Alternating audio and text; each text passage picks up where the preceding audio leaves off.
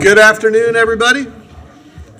Welcome to the General Policy Committee meeting of, what is today, April 27th, 2023. Glad you all are here. We'll have a robust couple of discussions today. We do have, I think, I know there are a couple of items that a couple of different commissioners wanted to discuss during member comment, I believe.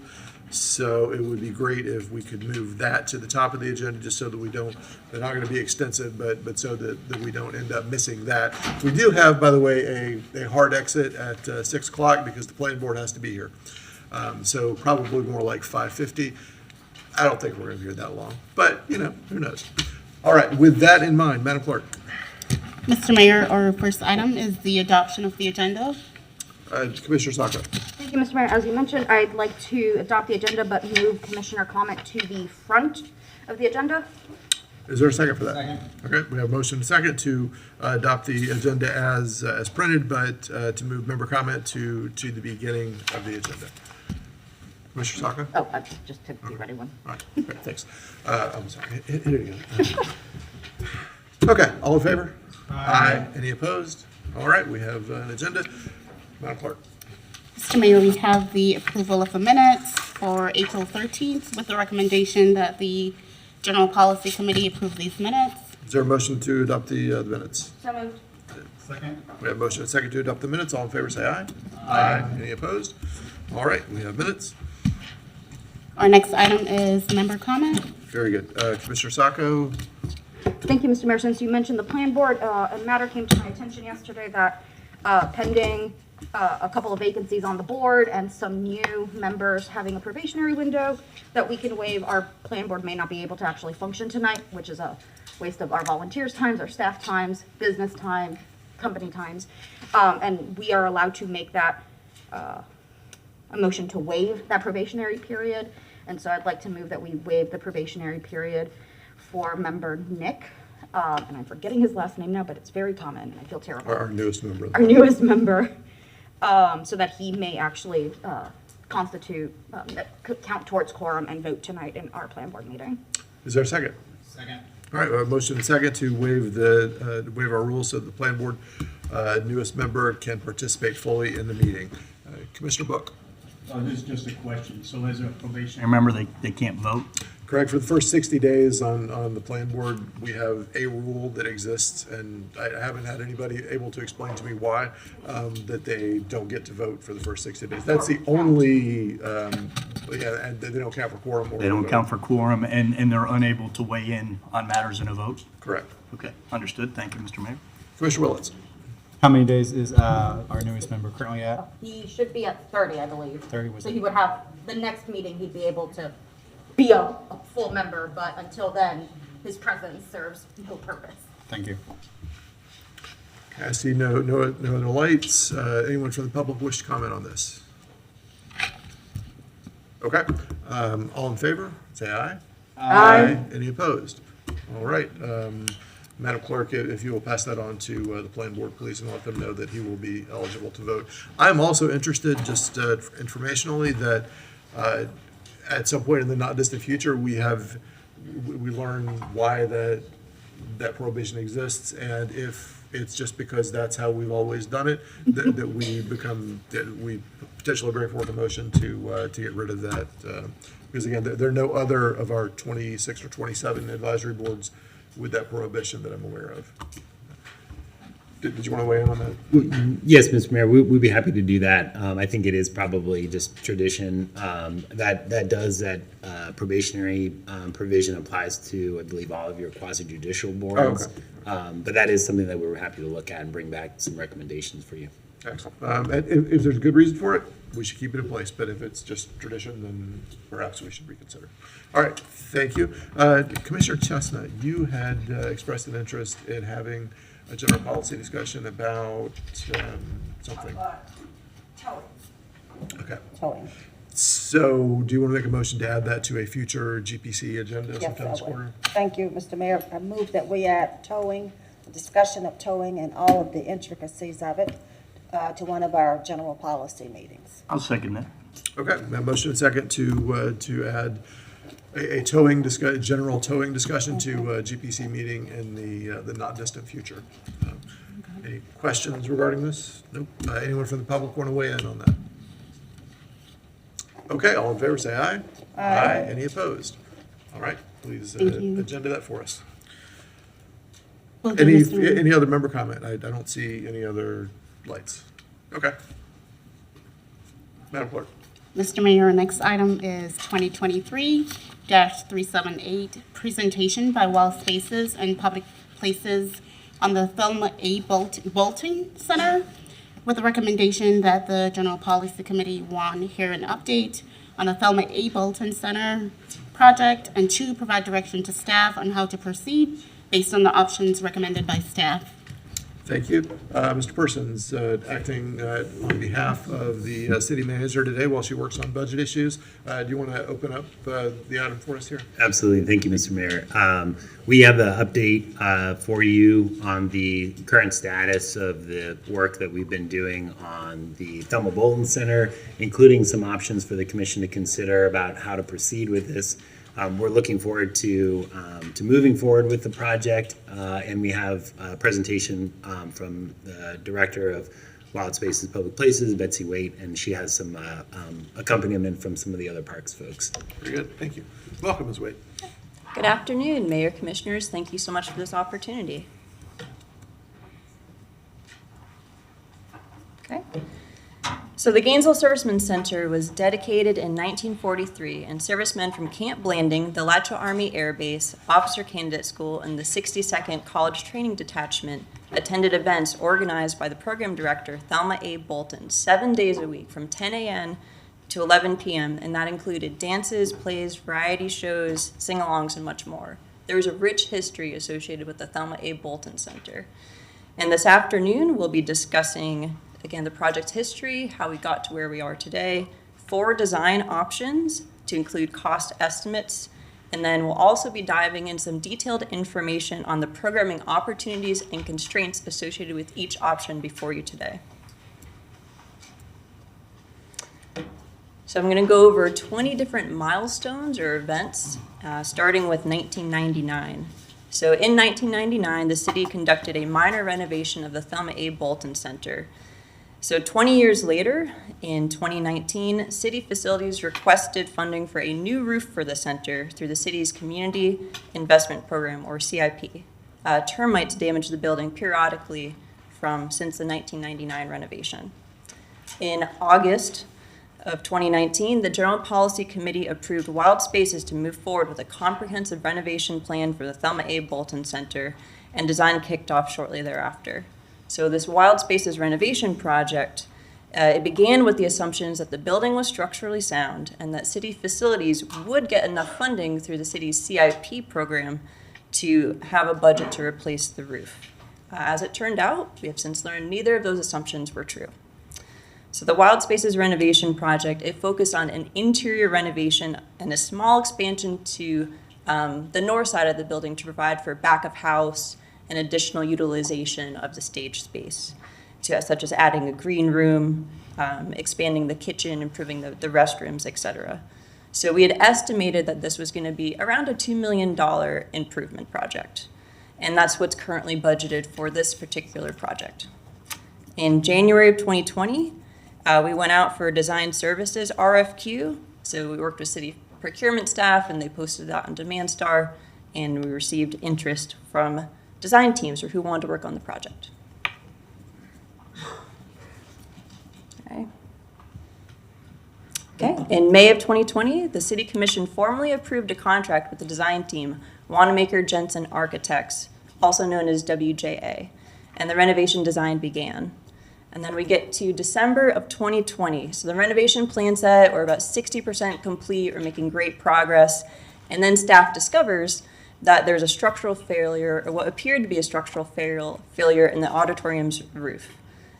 So the renovation design is put on hold, and city facilities staff, they hire a team to shore the building to make it safe, prevent it from further deterioration, and then they also hire a structural engineering team, Sputo and Lambert, to perform an inspection on all the structural members after taking down the drop ceiling. So in November of 2021, the city receives that structural engineering report from Sputo and Lammert, and staff meets internally to discuss options of how to move forward. In December of 2021, staff sent a memo to the city manager with our findings and a recommendation, and then we have a transition of city managers around that period of time. So this item is kind of put on hold until we get a new city manager in place. And then in April of 2022, staff makes a presentation to the General Policy Committee, and we're directed at that point in time to move forward with planning for a new Thelma Boltin Center. Okay, so in the summer of 2022, staff negotiates a design contract with WJA for design of a new building, because previously they'd only been under contract for a renovation. So in the summer and fall of 2022, staff holds focus group meetings, and we gather input from stakeholders, most of which include dance groups and other stakeholders who had previously rented the facility pre-COVID when it was open to the public. So we also provide updates at monthly Historic Preservation Board meetings. We went before the Historic Preservation Board on May 3rd, July 5th, and August 8th, and received input from them. The Historic Preservation Board also requested that the city staff work with a historic preservation architect to get a feasibility study of what it would take to reopen the center. Now, the city staff, we met with Rick Gonzalez from REG Architects. His firm is specifically known for being well-versed in historic preservation, and that company was recommended to us by the Historic Preservation Board. So we meet with him in August of 2022 and discuss a scope of work for a feasibility study. Okay. And then moving forward. Oh, sorry, and also in August of 2022, code enforcement determines that the building is declared a dangerous building and all the utilities are disconnected. Okay, and then staff also delivers a presentation to the Historic Preservation Board with options for the construction of a replica Thelma Boltin Center auditorium and a functional support wing, so a brand new support wing as well. So now we get to the October-November of 2022 period. So in the fall of 2022, staff provides an update to the Historic Preservation Board, and REG Architects delivers a presentation on a restoration option for the building. Staff then applies for a certificate of appropriateness for demolition of the center in November, and the Historic Preservation Board approves a partial building demolition in December with 5 conditions, and the full report is included in the backup for this item. So in the spring of 2023, city staff works with the design team on detailed cost estimates for 4 potential options of how to move the project forward. And then we get to today, so April of 2023, and I'm going to be handing this over to Peter McNeese in just a moment. So he's going to be presenting information to you on 4 potential options of how to move the Thelma Boltin Center project forward, and we look forward to receiving your guidance on how to proceed. Once we receive your direction, we'll then dive into contract negotiations, working with a design team, and moving forward with our typical design process, permitting, procurement, construction, etc. The timeline for these services really depends upon which option you choose today. So as soon as we receive that direction, we will start moving forward and creating an updated project timeline, and we can certainly provide you with that information. So without further ado, I'm going to hand this over to Peter McNeese, the Wild Spaces and Public Places Project Manager. Further right. Thank you.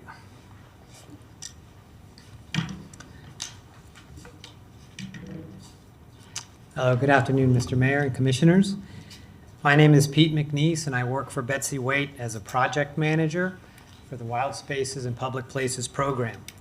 For the past 3.5 years, I've been involved with exploring options for the future of the Thelma Boltin Center, and have been asked to present to you what we believe are the 4 most likely scenarios for your consideration. The first is a complete replacement of the building.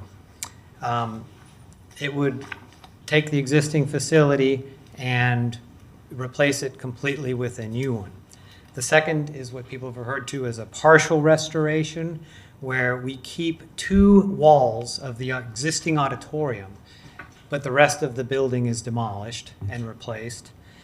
The third one is a wholesale historic preservation of the existing building, which is the proposal that was presented by REG Architects. And finally, there's a fourth option, which is what is the minimum that we can do at the building to return it to service as quickly as possible and with the least cost.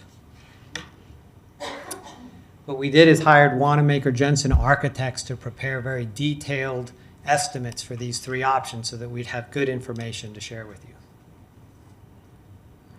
So this is what a complete replacement looks like.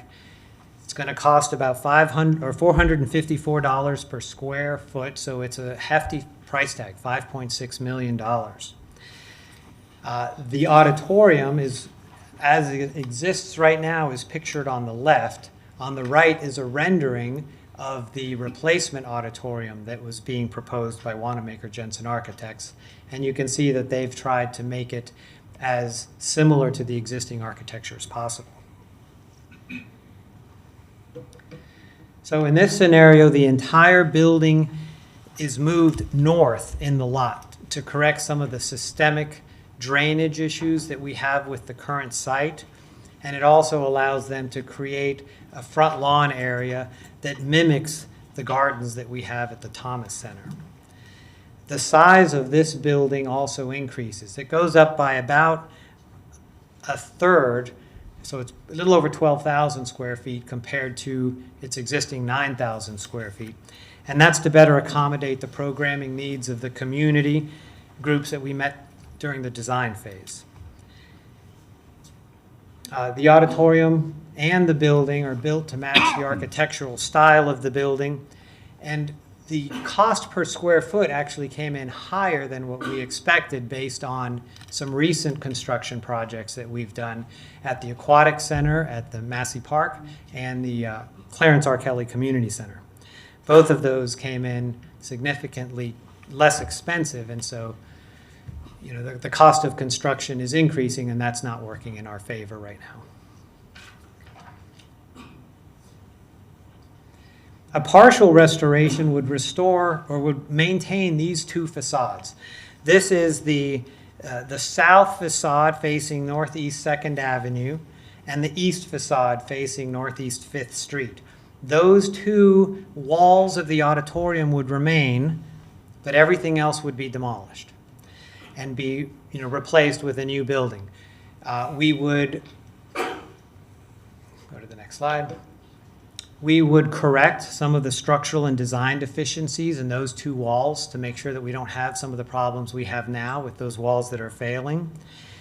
And we will, again, try to rebuild the building to match the architectural features of the existing center as much as possible.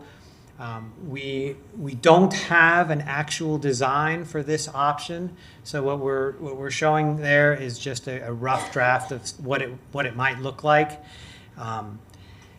Doing this would improve some of the programming options for the center. It also is the choice that was preferred by the Historic Preservation Board when they gave us their certificate of appropriateness. But it does also require the removal of a heritage pecan tree that's currently on the site. This partial restoration is roughly 500 square feet smaller than a full replacement of the building. The third option is the most expensive per square foot, but because it's only based on 9,000 square feet instead of 12,000 with the new building, the total cost is $5.4 million. These are the rendering or the images from REG Architects report that show fairly accurately what the building looks like now. This would maintain the full historical integrity of the exterior of the building. We would take the opportunity to make some improvements to the inside in the bathrooms and in the ADA lifts that are currently not well placed within the building. We would also remove some partition walls that are not structural inside that were added at a later date just to create some office space for staff. One of the advantages of this is that REG Architects is well known to to be very well versed in these restoration projects. They will do a very good job. But the cost, we have a very high uncertainty with the cost. Wanamaker Jensen Architects estimate came in at $5.4 million. REG Architects said it could cost as much as $6.2 million, depending on what they find when they start doing restoration. And that's typical of historic buildings, is you don't really know what you're working with until you actually start work. The final choice is just to get the building back in working order, to correct the structural deficiencies that are there, to replace the roof that is collapsing. We would have to spend a little bit of money getting the HVAC and lighting and electrical systems back in place. We've removed asbestos flooring and things like that we would have to replace, but fairly minor things that would allow us to open the facility fairly quickly and fairly inexpensively compared to the other options. And this is just a summary of the cost. Remember, the complete replacement is about a little over 12,000 square feet. The partial restoration is 500 square feet less than that. And then we go down to 9,000 in the full restoration, or just maintaining the existing facility and fixing the problems that it has. You can see the cost per square foot increases, and and I think that's it. Those are the four that we think are the most likely options after having discussed this at length with the experts in preservation and the construction and the design team and the architects, the structural engineers and their recommendations on how to proceed. So I think we have some additional comments. I'll turn it over to Carol Velasquez to talk about the programming trade-offs that we have with each of the options. Right now. Good afternoon, Mayor and Commissioners. Carol Velasquez Richardson, Division of Cultural Affairs. Welcome. It's my pleasure to come before you today to just share some of the possible opportunities with the Thelma Boltin. But before I get into that, I want to just kind of talk to you about who Thelma Boltin was, and why it was so important that this particular building had the types of programs that have been suggested. Thelma Boltin was born in Beaufort, South Carolina. She and her family moved to Gainesville in 1907. She received a bachelor's degree from Emerson College in Boston, where she studied English, drama, and speech, with a particular interest in folklore. Her background won her the position of program director of the Stephen Foster Center in White Springs, for which she directed the Florida Folk Festival from 1954 to 1965. Earlier in the year, in 1907, the Gainesville Little Theater was founded by Mrs. Buchholz and a lot of community members that felt that Gainesville needed a community theater. So if you're familiar with the Vam York Community Theater on 16th, in 1943, that theater closed. And Mrs. Thelma Boltin had the foresight to say, no, I really want to see community theater. She was very passionate about art and culture and storytelling. So she, in 1948, started a new renovation of the Gainesville Community Theater, which we know now today is the Gainesville Community Playhouse. So it's with her passion for the arts, with storytelling, with drama, with music, and she directed, when she started in 1947, she directed all of the plays that was at the Playhouse. So she just was really committed to the arts and culture in this community. The opportunity came up where she could become then the new program director for the Thelma Boltin Center, and at that point she was able to bring her passion for the arts and culture to the Thelma Boltin Center. There were plays, there were concerts, there were music, and there were bands. There, as many people have said over the years, military personnel officers would come to the community and they would have a place to entertain. Moving to the 1900s and into the 20th century, the Thelma Boltin has continued to be a place where there has been plays. There have been local organizations such as the Star Center Children's Theater that have used the Thelma Boltin as a playhouse. There have been local people that have used it for dance, have used it for meetings, conferences. And so the options that you're going to see today is basically highlighting the history of how the Thelma Boltin Center was used and what are the possibilities that, depending on what option you choose, that we're able to program it. So here, let's see, and I'm new to this little thing here.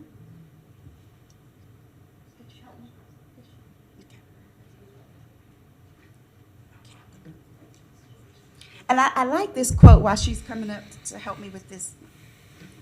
She says, Florida is as rich in its cultural heritage as it is in its sun, beaches, and plays. And her commitment to this facility is why it was named after her. So what we're going to show to you is the complete program opportunities.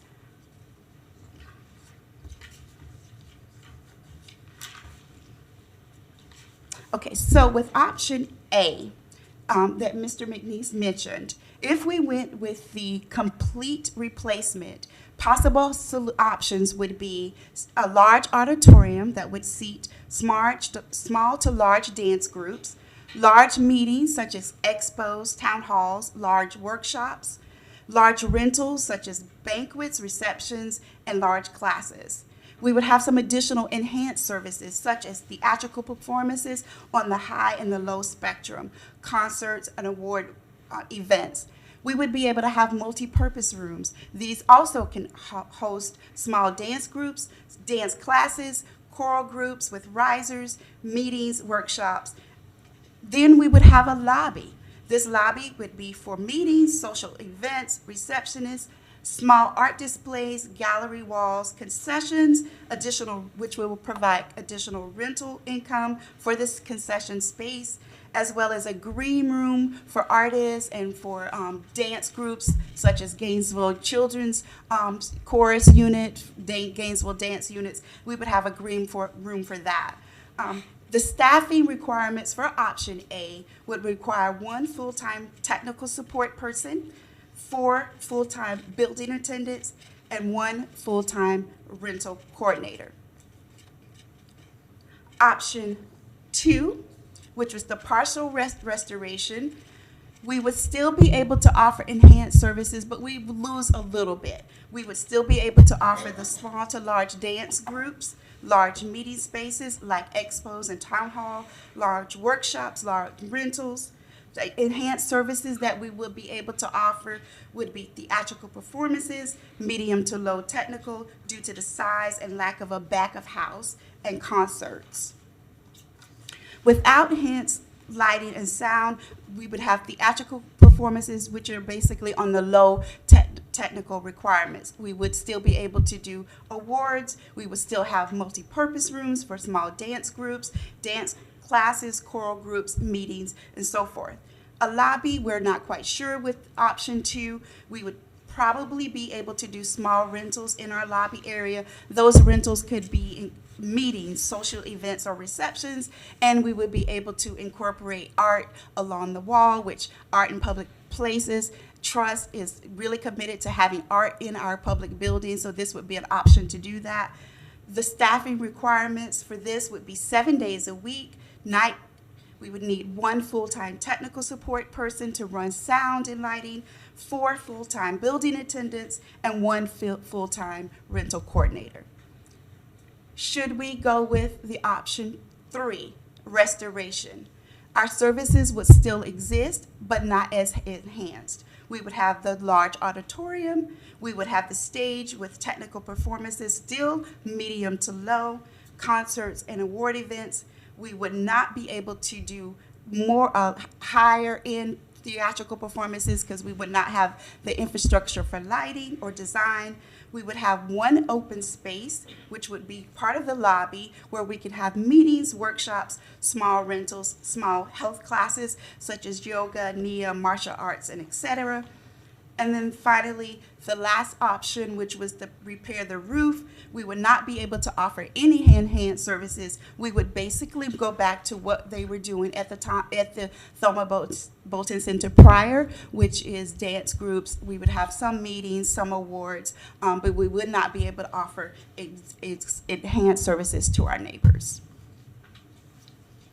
And I will be more than happy to take any questions.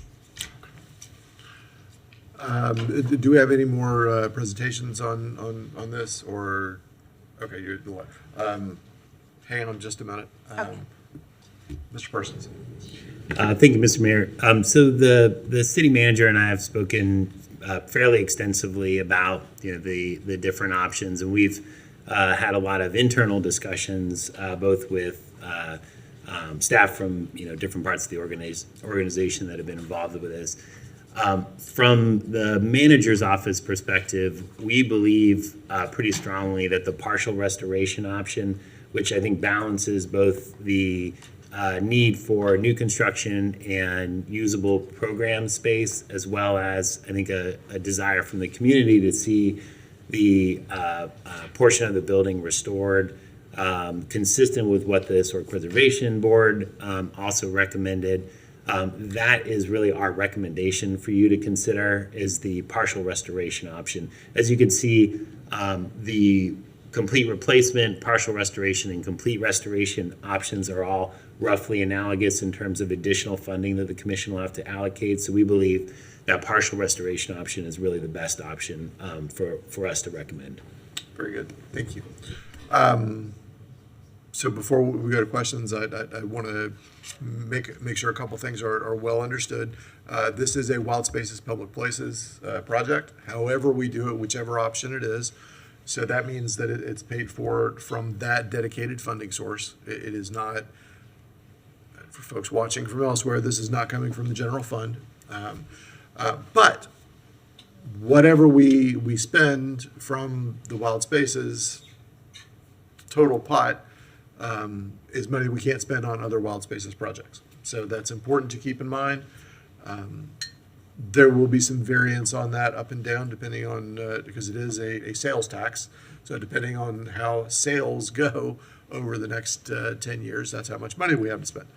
We assume that it's somewhere in the $7 million to $8 million a year category to spend on these sorts of things. And again, before we go into questions from commissioners, I want to make sure that everyone knows, and I think I probably speak for everyone, that this is not going to cease, no matter which option we choose. This is not going to cease to be the Thelma Boltin Center. This will continue to be the Thelma Boltin Center. The question is, what will the floor plan be like? What will the usability of it be like? Et cetera, et cetera. How much can be kept? What's the best use of that center that will continue to be the Thelma Boltin Center going forward? I don't want anybody to think that we're trying to make this something entirely different than what it has been for a very long time. So I just wanted to preface that before we get going here. Commissioner Sacco. Thank you, Mr. Mayor. I'll work backwards. Prior to us having to close down the center, what programming was possible? Like, to what level? Because we've heard of what potentially could be possible with modifications to the space. To what degree or what level of programming were we having? I think the best way to assess that is just imagine just an open room. And when that open room, you're able to have dance. You're able to put in tables and chairs. And how you utilize that. I know the city has used Thelma Boltin for meetings, for award ceremonies. So it has been used. It is possible to still use it, but I would look at it as a large room similar to what we have here. It was a large event square. A square, correct. It was a box. Yes. Okay. It was a box of a certain dimension. Yes. Because what you've proposed, what you've proposed as future programming is expansive and diverse. It has a large spectrum from very small informal events to very large formal elaborate production. So I'm wondering, would that same spectrum and diversity of programming still be possible as the building was if we keep it, I'm getting a head shake, but I will just let you go. Hello, Mayor, Commissioners. I'm Roxy Gonzalez, the Parks and Recreation and Cultural Affairs Director. Previous programming that was in there, it was run through our Recreation Division. So what we did is we held pretty much aftercare awards. So when they did like a cooking challenge or they did some type of talent show, we took it to Thelma Boltin, and that's where all the camps from all the locations met and did that. other outside entities and groups that used it were very smaller in size. And so like Dance Alive would go there with the smaller group and participate and have their classes there. There were other groups and entities, ballroom dancing. There was a maximum of about 15 to 20 people within each class. So in comparison of the programming and style is the limitations of the current building because of the way it's designed and structured is in order to have a performance, you have the columns in that auditorium area that restrict view. So you don't have that, you wouldn't have that open performance space, right? Where you can have all the seatings and be able to watch it in a comfortable setting. The new construction allows us to enhance the group sizes. And also those additional rooms that apply with the new construction give us the opportunity with the flooring, and the flooring is essential, right? So dance floors is a wooden floor that at that point, the city right now at this moment, within our buildings, we have one location that fits no more than 25 people, and that's at Eastside Recreation Center that has wooden floors. So we get a constant request and from other entities throughout the city looking for a location that has that wooden floor for different types of dance. Whether it's ballroom, whether it's ballet, whether it's tap, that flooring is essential. So being able to enhance that facility for programmatic use is huge. Because it gives us an opportunity to also assist and utilize non-for-profit groups or other groups and entities, small businesses that are looking at doing programming for the youth, adults, and everybody, to partner with the city to be able to utilize our facilities so that we can offer more programming throughout the city. Thank you. That was a lot more detail than I think I was looking for, but thank you. I think it does answer the ultimate question of, we could do 300% more with either improvement plan, A or B. And unfortunately, just restoring the building keeps us severely limited to what we can offer the community space to the community for. Correct. Okay, thank you. I think as a follow-up, Betsy, quick question. It's more wild spaces. Sorry, thank you, Roxy. What is, I know the mayor just said like it depends on sales, but roughly what's the projected total, 10-year total that we should look to out of wild spaces? Okay. For this iteration of Wild Spaces, the 10 years, so 2023 through 2032, again, based on the Office of Tax Research's estimate and not accounting for inflation, I think we're looking about $90 million. Okay, about 90 million. And so about 9 million-ish a year, give or take, ballpark? Approximately. I think the estimate is 8.7 million a year, and we have the $3 million partnership projects money from the county. So $90 million, I think, is a conservative estimate. I'm sure with inflation, it could potentially be higher. Yeah. But then also lower because inflation, and a dollar doesn't go as far. Correct. Okay. Yeah. And I think I just want to, if we could go back to a couple of the, one of the slides that kind of says the summary. I'm not a huge fan of the summary slide because the complete restoration could be a lot more than that. It could be up to 6.2 million. REG Architects, their analysis showed that 6.2 million could be realistic, but again, until we start peeling back the layers, there's definitely a lot more variation with a full restoration. So a lot more unknowns. So even then you wouldn't know. We can get like a baseline of what it will definitely cost, but beyond that, there could be other surprise costs. Full restoration of a historic building is gonna definitely be challenging as far as the estimating, but as soon as, we start opening up walls and start digging into stuff, I mean, we'll know more as an iterative process, but it's definitely a lot harder to know what you're getting yourself into. Until we open a wall. Okay. And we're looking, as far as wild spaces funding, we're looking at that. I know we're looking at our parks master plan in 2 weeks. And then I think we'll look at the wild spaces list shortly thereafter. Yes, kind of see at what projects and priorities we'll have. On June 8th, I think we're proposed to go to General Policy Committee, and we'll be bringing you a list of projects we would like to implement in 2024 through 2026. So just kind of a 3-year work program is what we'll be presenting to you at that point. I've been here a while, but I was here I've been in between both versions of Wild Spaces at this point. We always have more projects than we have dollars, right? Yes. Without exception, always have more projects and improvements that we would like, ranging from anything from lighting and bathrooms to redoing a whole playground. That is correct. We definitely cannot complete our entire master plan with even the $90 million projection of funds. Okay, thank you very much. Thank you. Thank you, Mr. Mayor. I think given the broad spectrum of feedback we've gone from staff, from our advisory board, even from the consultants hired to kind of look at the options, I'm more inclined to look at the partial restoration option to keep some of those elements, keep it compatible with the parts we are keeping. But the building as it stands now, just the service is limited.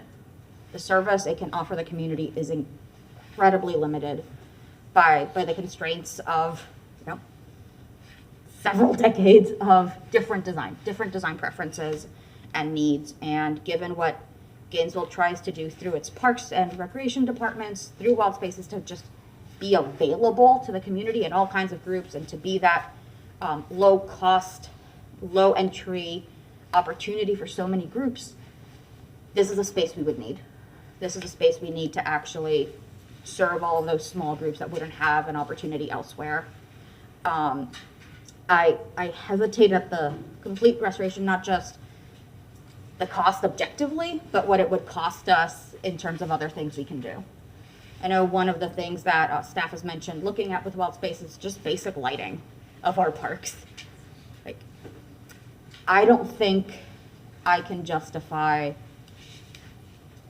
not lighting parks to be used by families and children throughout the year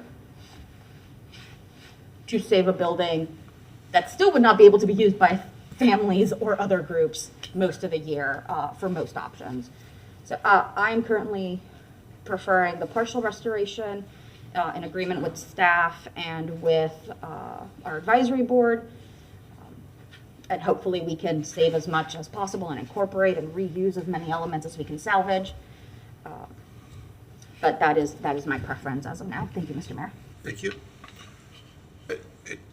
Actually, before we move on, I wanted to ask our Historic Preservation Director if you wanted to give us some thoughts on this before we have any more comments moving forward.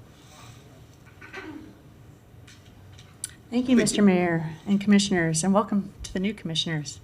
I'm Kathleen Kaufman. I'm your Historic Preservation Officer. Parks did a wonderful job keeping the Historic Preservation Board informed of what was happening throughout the last year. And they did a really incredible job also reaching out to the community organizations and the groups of people that were actually using that facility before it closed. And so with that information in mind, and they came to the Historic Preservation Board to say, look, we really need this space to be able to accomplish this. So while restoration of historic buildings is our thing, the Preservation Board, in my opinion, very correctly, decided that, look, if you can save a piece of the building, go ahead and do the new wing where you will be able to accomplish these other programming things. So we are very, as far as the Historic Preservation Board is concerned and what they determined, we are very happy with the hybrid option, as staff has told you. Okay. Thanks. Very good, thank you. And I would suggest that you and everybody else who might be called on kind of remain sort of ready, because we do have a bunch of lights, just FYI. Commissioner Willits. Thank you, Mr. Mayor. I think my first question is for Mr. McNeese. The partial restoration, would we be able to address the drainage problem that could be addressed in the complete replacement? Mr. Mayor and Commissioners, my name is Peter McNeese. The partial restoration will afford us some opportunities to address some of the shortfalls in the existing site conditions. we're not moving the building north because those two walls of the existing auditorium are going to stay. So that defines the footprint. But because we have so much discretion with the construction, I mean, we're going to be doing a tremendous amount of work there. We will do everything we can to try to mitigate some of those drainage problems and stuff.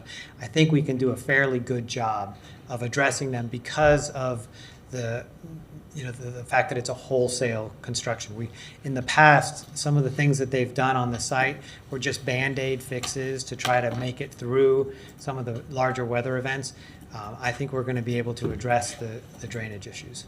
Okay, and also for you, the partial restoration, is this keeping the facades and the rest of the building is dramatically different, or is it like matching facades? Is it reuse of materials from whatever portion would be demolished? Is this a Frankenstein building of two facades that are wonderfully preserved and the rest of it, and I know we saw something, but I kind of just I don't really like Frankenstein buildings that have been pieced together, even though sometimes they're very honest. Over decades, buildings are pieced together. It's honest. It's history. It may not be congruent, but so I kind of wondered a little bit about that. Well, it's interesting you use that term because we referred to this as the Franken sketch because we had to just piece together floor plans from different options that we had looked at over the years. But Wanamaker Jensen Architects, even with the original plans that we presented to the historic board, we went through multiple iterations where we talked about the design and the architectural stylings and the use of materials, and they helped direct us in a way that they felt was more appropriate for the community and more historically accurate. So the same process would occur again. If we're directed to proceed with a partial restoration, they would work towards making this building as architecturally honest as they can possibly make it. One of the original iterations was to have an old auditorium with a very modern annex. And the Historic Preservation Board decided that that wasn't in the community's best interest, and so we discarded that option. And when we do hire a firm to do or to compile this design, it will be in conjunction with the Historic Preservation Board, and we'll make sure that the architecture is as honest as possible. Okay, thank you, Mr. McNeese. And I do realize that Frankenstein is not the monster, it's not the building. We are Frankenstein, right? Depending on what we decide to do. For Ms. Velasquez, I had a question about the staffing needs, because you did tell us that, in essence, 6 full-time staff for the complete and the partial plan, but for the restoration and the repair to open ASAP, is that also 6, or would we not need one of the, kind of tech, because there's not as much tech in the partial or quick repair?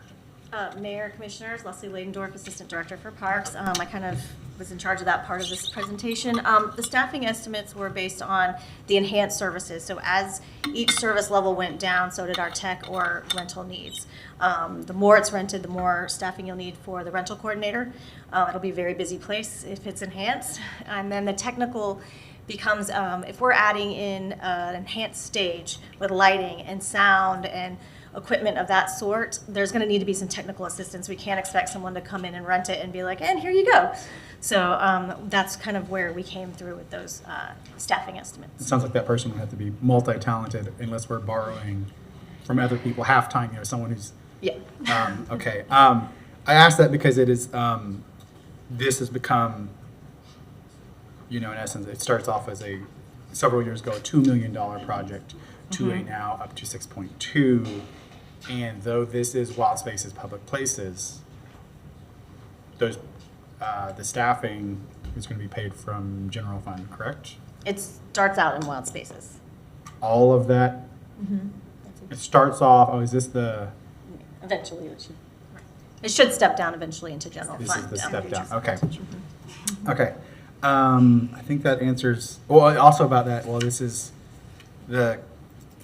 So in essence, I want to make sure I understand this right, and maybe this is back to Mr. McNeese, but in essence, in complete restoration, basically, in essence, we have a large contingency that we don't have with the completely new building and also with the partial. Does that sound right? We just don't have the contingency on those other two, but we have a much larger contingency that needs to be probably planned for with complete restoration. Okay. Thank you. I think that's all I have for y'all. I think I have just some comments. This has kind of grown from a $2 million to a much larger, upwards of 6.2. And I think particularly on the complete, the going from 5.4 to 6.2, 800,000. I think in Oakview Park, we spent $1 million for a great renovation, and that was the entire park. And I'm concerned about the volume of dollars into this project. I know this is something we already planned before me on the first go round of Wild Spaces Public Places. But again, and I've been in the Thelma Boltin for swearing-ins, for some events. I've experienced the public place of it, and I'm reminded that my district does not have a public place where we can do any of this, any of it. And there might be a plan if we have space in a public safety center that is, being planned. We might have that kind of space, but we don't have that currently, and so I'm the idea of an additional 800,000 for this. This is already a much larger chunk than was ever planned, from 2 million to 5.2 or 4 or 6 to 6.2. And so that worries me a little bit about kind of one project eating up more and more and more of it. And then if we don't get what we need out of it, because if we're going to spend all that money, I know when I voted for Wild Spaces Public Places the first time, I did not vote on it because it was just purely for the idea of historic preservation. It was about making public places that can be used, as opposed to just kind of viewed or whatever. So I am concerned that we get the kind of programmatic use out of it, because I think that's what the voters were looking for. They were looking for use of space, though often conservation is valid as well, right? The wild space is part of it. But on the public places of it, they were really looking for active use. And so I want to make sure we're getting some decent, some good use out of it. And that's why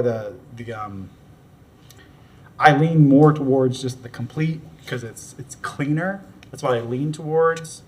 But that's what kind of I would naturally lean towards. But when I see that there's an option to maintain some facades, I like that as well, because it keeps some of the architectural, and because the costs are not that different, that leads me more closer to it. And if it's that, even with partial restoration, we do get a little more flexibility and usability, then that really kind of makes me happy. That we get better use out of it with some partial restoration.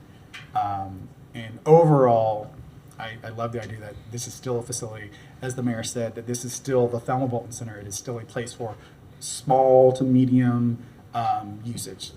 Dance, exercise, yoga, public meetings, awards ceremonies. I'm sure there are things we haven't even thought of that in the next 30, 40 years will come up as new art forms or new activities that can be used. I'm sure you can't play pickleball inside of it, but people will think of new ways to enjoy and come together. And so that's exciting that it maintains that kind of place. So I lean also towards the partial restoration, even though I didn't think I would, but I lean more toward it. Thank you, Mr. Mayor. Thank you, Commissioner Willets. Let me just give a heads up to everyone as we continue to hear from all the commissioners. If you want to make a public comment on this, for those of you who maybe haven't been here in a while, please pick up a form over here. And we have someone from the clerk's office who will help you get the right form, and fill that out to let us know that you want to make a public comment. And you will have 3 minutes to make your public comment. And I'm not going to cut you off in the middle of every sentence when we get there. Also, for anyone who might think that the city of Gainesville is not taking this seriously, I think that I have counted a total of 7 staff members who have talked about this at this point. That's not normal. So we are putting tremendous resources into even the planning and the discussion of this. I want you to be aware that we're taking this all very, very seriously. Not only the cost, but also the commitment of personal resources to this. So, Commissioner Chestnut. Thank you, Mr. Mayor. Restoring historic buildings is it's very expensive. And I lean towards the partial restoration. What I like about this one is the size of the multipurpose room. It goes from, it just becomes gigantic. And I think that with the multipurpose room here, we will be able to market it for rentals. And that's going to be, I think, important in making the Thelma Boltin Center somewhat self-sufficient. The issue that still remains, though, is parking. So my question, Mr. Manager, is there a formal agreement with the school board for the parking at Kirby Smith? Or do you anticipate that? We have been, Mr. Mayor, we have been, had some discussions with the school board, and we believe that that is a potential viable option to provide overflow parking. In addition, there's the parking lot right across the street from the center. That's currently a tagged lot under the parking area, and so we could potentially explore using that for dedicated parking as well. Okay. All right. Now, also, this is in my neighborhood, so I'm very interested in seeing it maintained, restored. The voting precinct. This is precinct 27. We've been using this as a voting site. Do you see that still returning or being used in that manner? Mayor, Commissioners, Roxy Gonzalez, Parks, Recreation, Cultural Affairs Director. Yes, so we are not changing anything. Once that building is up and running again and we can get people in it, we're keeping that same agreement that we've done throughout all our parks and all our buildings. Okay, thank you. Thank you. So this looks very good. I like the allocation of space and what the architects did with this in reconfiguring it. And hopefully, we have an opportunity to invest in it at this point. I would like to see us take advantage of putting the funds in now. We may not have this opportunity some years from now. So I think now is the time to restore it and to make the commitment to see that Thelma Boltin is viable for years to come. Thank you, Mr. Mayor. Thank you, Commissioner Chestnut. Commissioner Eastman. Thank you, and thank you, Commissioner Chestnut. I agree. Historic preservation is really important, particularly in this neighborhood, which you know as a resident of there. It's our Northeast Historic District, as I've heard, the only nationally designated historic district. I know this is a little bit outside of the. Is it then? But I mean, this is. I like.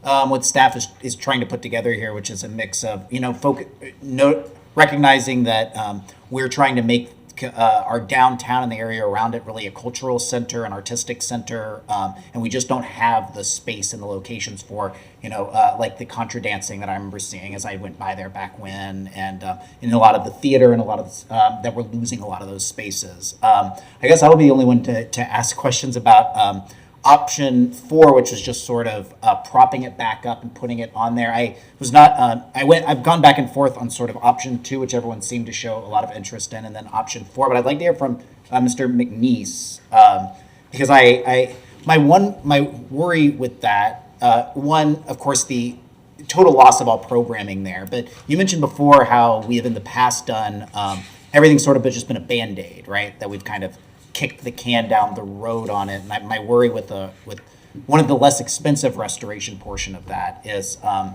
so for instance, when I walked through there, I was surprised by the amount of damage that was in there. Would we be able to solve sort of the water damage issues with this? There's extensive water damage that continues to permeate into there. Mr. Mayor and Commissioners, Peter McNeese. I'm the project manager for Wild Spaces. A lot of the work that has been done at the Thelma Boltin Center over the course of the last 50 years has been Band-Aids, and this is an extension of that. there's no way to sugarcoat it other than to say that the facility, we will be returning it into service, but we're not putting it back into shape where it will last another 50 years.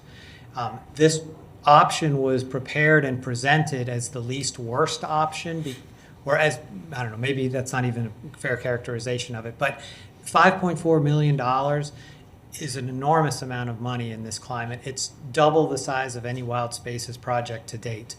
So if the commission didn't want to allocate that amount of resources, we wanted to at least have an option where we could get the facility back into operation. It's been closed for 3.5 years now, and the community and all of our community groups are very anxious to have a facility that they can use. But as one of the commissioners pointed out, the Wild Spaces program does offer us an unusual opportunity to actually make these needed repairs now that we may not have in a few years. Right. But I guess what worries me is even with doing something like this, we're not necessarily saving Thelma Boltin Center. We're just sort of kicking it down for a future commission to have to be sort of in the same position that we're in here today. That's correct. We would be repairing the structural deficiencies. Right now, the roof is collapsing, and so we have shoring in the auditorium that's holding the roof up. So we would replace roof trusses, things like that, put a new roof on the building. But we will be stuck with all of the design inefficiencies. The codes were very different when they built this after the war, at the start of the war. And so we would be stuck with those things until a major renovation takes place at some point in the future. Right, because for instance, things like I was just surprised by, there's no metal, for those big walls, there's no metal trusses or anything in there that's holding any of that up. No, these are all hollow concrete blocks, so there's no rebar reinforcement. The footers are undersized. A lot of the wood members span a distance that's not allowable by codes today. They have termite damage, they have water damage. I mean, there's a reason that the building is kind of falling apart, and it's in part due to neglect, which is something that we struggle with historic buildings all over the world. And so this is just the least it would cost us to get the building reopened so that the public can use it, but it definitely kicks the can down the road. All right, thank you. That's all my questions, sir. Thank you, Mr. Eastman. Commissioner Book. Thank you, Mr. Mayor. Thank you, Mr. Manager, for having the staff provide us some really comprehensive information. And I really do like the fact that we have a historic preservation board of people that are providing us tremendous context, because it's just well beyond probably most of our expertise, certainly beyond mine, to kind of understand the complexities of what we're doing with the Thelma Boltin Center. So this particular project, it has value. It has value to the community. It has meaning historically, and it has practical application in programming. So there's three big pieces there that mean we have to do something. And what I just heard Commissioner Eastman say is something I agree with, which is that we can't kick it down any longer, right? We've already been faced with some projects and programs and big decisions over the last 90 days that have essentially been long-term, and we've had to make decisions, and this is another one. If we had the opportunity in a hard budget year to repair the existing facility and make it truly what it needs to be, I'd be on option 4. I could tell you right now, because our budget is so tight and we have so many good projects, even in the Wild Spaces pipeline, that I don't want to impact negatively. But what I've just heard from Mr. McNeese is this is not a good option, because we'll be spending more money next year and the following year, and we'll probably be right back here in front of us with values and figures that approach these other ginormous figures that we have. So that leaves us with the other 3. I know that there's a lot. I'm looking at the clerk has a lot of sheets with a lot of people that speak, so I would like to hear from them. And maybe while we're hearing from them, Mr. Mayor, there is a resource request I have for the director, for Betsy Waite. Maybe you can get this while they're speaking. I'd like to see that list of other projects that we've had on a previous presentation for 2024 through 2026, so that when they're done speaking, we can look at what this is potentially impacts. Because the figures that we spend and look at today are going to negatively impact some of those projects, or those other projects may have to go away. And that's part of a very important decision making, is balancing the other projects. And you made a reference, Commissioner Willits, that we'll have other priority projects, and they're not all going to be funded with that essentially 8 to 9 million projected figure per year. Is that something, Director, we can get while we're having them speak? So we'll have that slide if we can look at. Here's what we're going to be discussing in June, because the figure we vote on today is going to impact that. Is that a possibility? Mayor, City Commissioners, Betsy Waite. I have to say, at this point in time, we don't have a definitive list. We're actually kind of still in the planning stages, working with staff and having those conversations.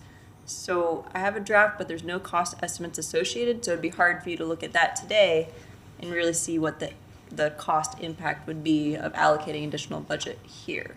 So I do apologize, but. Well, there's no apology necessary. I mean, it's a true point. We don't have the cost projections, but we have a project list that gives us ideas of what we may be looking forward in June, and that's 6 weeks away. Could we have the project list? We've had that slide before. Maybe the Parks Director could have. I think that this is something important because our decision-making today impacts our decision-making in 6 weeks. Roxy, I'm going to ask in the manager's behalf here to respond. Mr. Mayor, I think our concern with that is ultimately it's the commission and the master plan which is going to drive the project list. You all have not had a conversation about what to put on that list for the next several years. And I don't want to presuppose what will or won't be on the list or what will or won't be taken off the list when you have that conversation. So I would probably not feel comfortable really kind of talking about it at this point without the commission having a chance to look at it and to be able to provide feedback in a larger discussion about not just Thelma Boltin, but the next several years of wild spaces. Okay. All right, fair enough. The other question that I had was, I saw the figure where we had $3 million essentially allocated, but I think we spoke about a figure of $2.5 million, which came up here, and I'm wondering what we currently have allocated in wild spaces, public places related to this, because that's a big figure discrepancy. Commissioner, we currently have budgeted just over $2 million for this Thelma Boltin project account. Okay, all right. Thank you for that. Thank you. I'll probably have a couple questions post, but I thought it's important just to get the resource information and the contextual information before we can hear, because I know there is a lot of speakers I'd like to hear from. Thank you, Mr. Mayor. Thank you, Commissioner Book. Commissioner Chestnut. Thank you. Mr. Manager, the $2 million that's already budgeted is from current. That would be from current wild spaces funds? That's correct. And so what we're looking at is funding this perhaps over 2 cycles. Part of it would come from now, and then we began the collection for the new projects January. So it's really spanning two cycles instead of 1. Thank you. Thank you. Okay, so who's number 9? That is, okay, good, okay.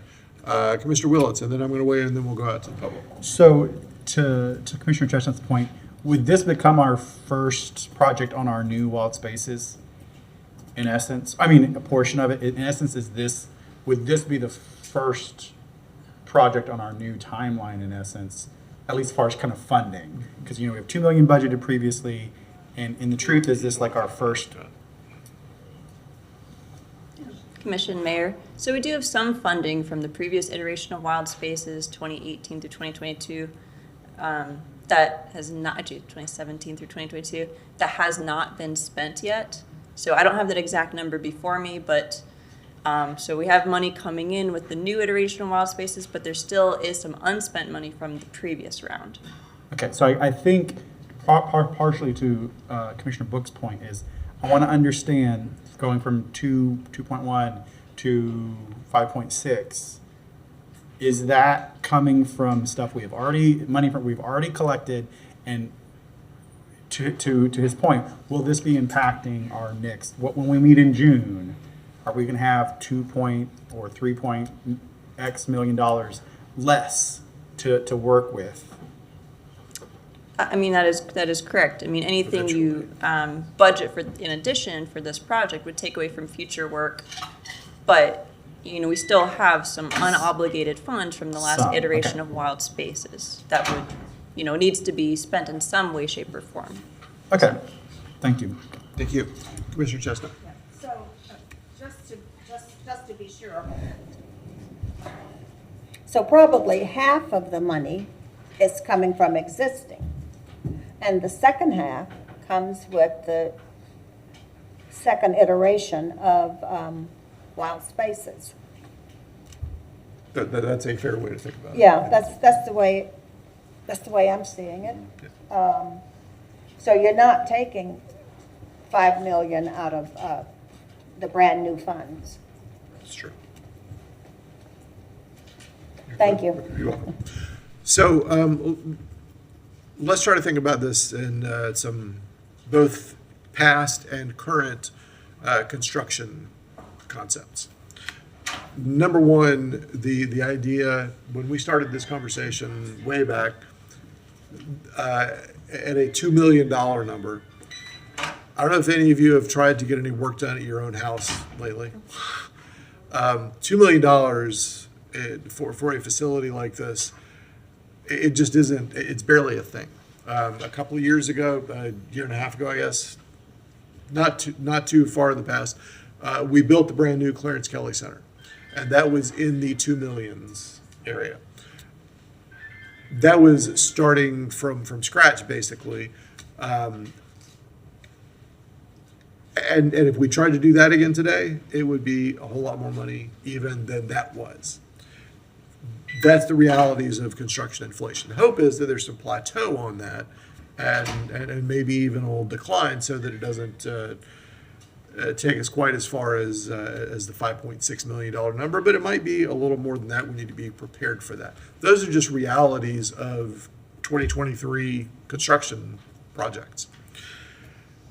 I note, because I went back and I've got a picture of the historical marker to get my numbers right here. This was finished, it was dedicated in 1943 by Senator Claude Peppa. And we need to put this in some historical context.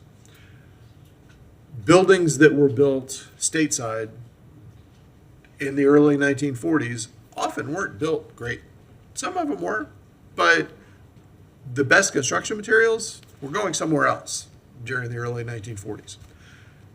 This building has been used hard and used well.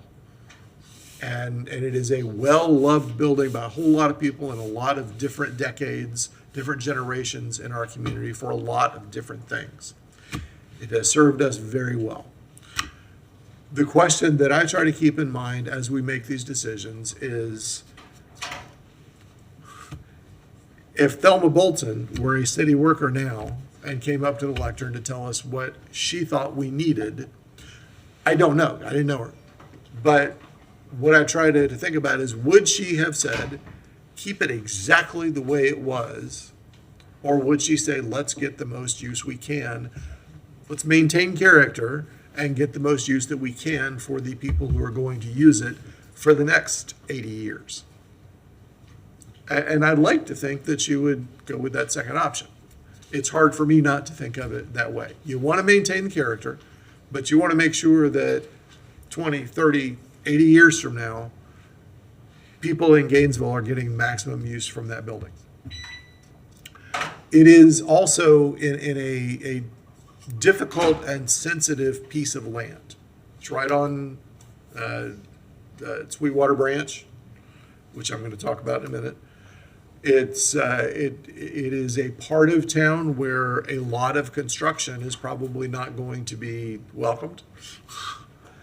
It is, despite the end result, nobody likes living next door to construction. We need this to be a jewel of the community when it's finished. And that's a difficult spot to work in to make a great project. So those are some of the realities that we have. Also, there has been for a couple of years now a discussion of a Sweetwater Branch Greenway that I'm very interested in making a reality. This is part of that. Assuming that we move forward with that project, this project needs to make space for that. And I believe that has been contemplated as we've had the discussions.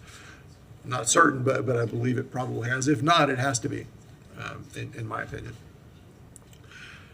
Again, an enormous amount of thought and work and effort has gone into this, a lot of discussion in the community. Nobody wants to not have it. We just want to make sure that it's used the best way that it possibly can while still honoring the history of what has been there. It's both easier and more difficult for us that all the options appear to be, well, most of the options appear to be within a stone's throw of each other. So then it's up to us to decide what is it going to be, because the costs are not materially different. I want to make sure that, I mean, this, for me, this 450 is not on the table, because there will be, the next commission will be talking about spending more money on it. And I don't want to do that. I don't want to put them in that position. So we have tough decisions to make. I do lean toward that middle option, keeping part of it to maintain history and expanding out from there and making it more usable for the community. Speaking of the larger wild spaces, public places list, keep in mind that at the very first iteration of wild spaces, we started off with a list of, I think, 99 projects that the community said, these are all the things we would like to see done. We've plowed through a fair number of those over the years.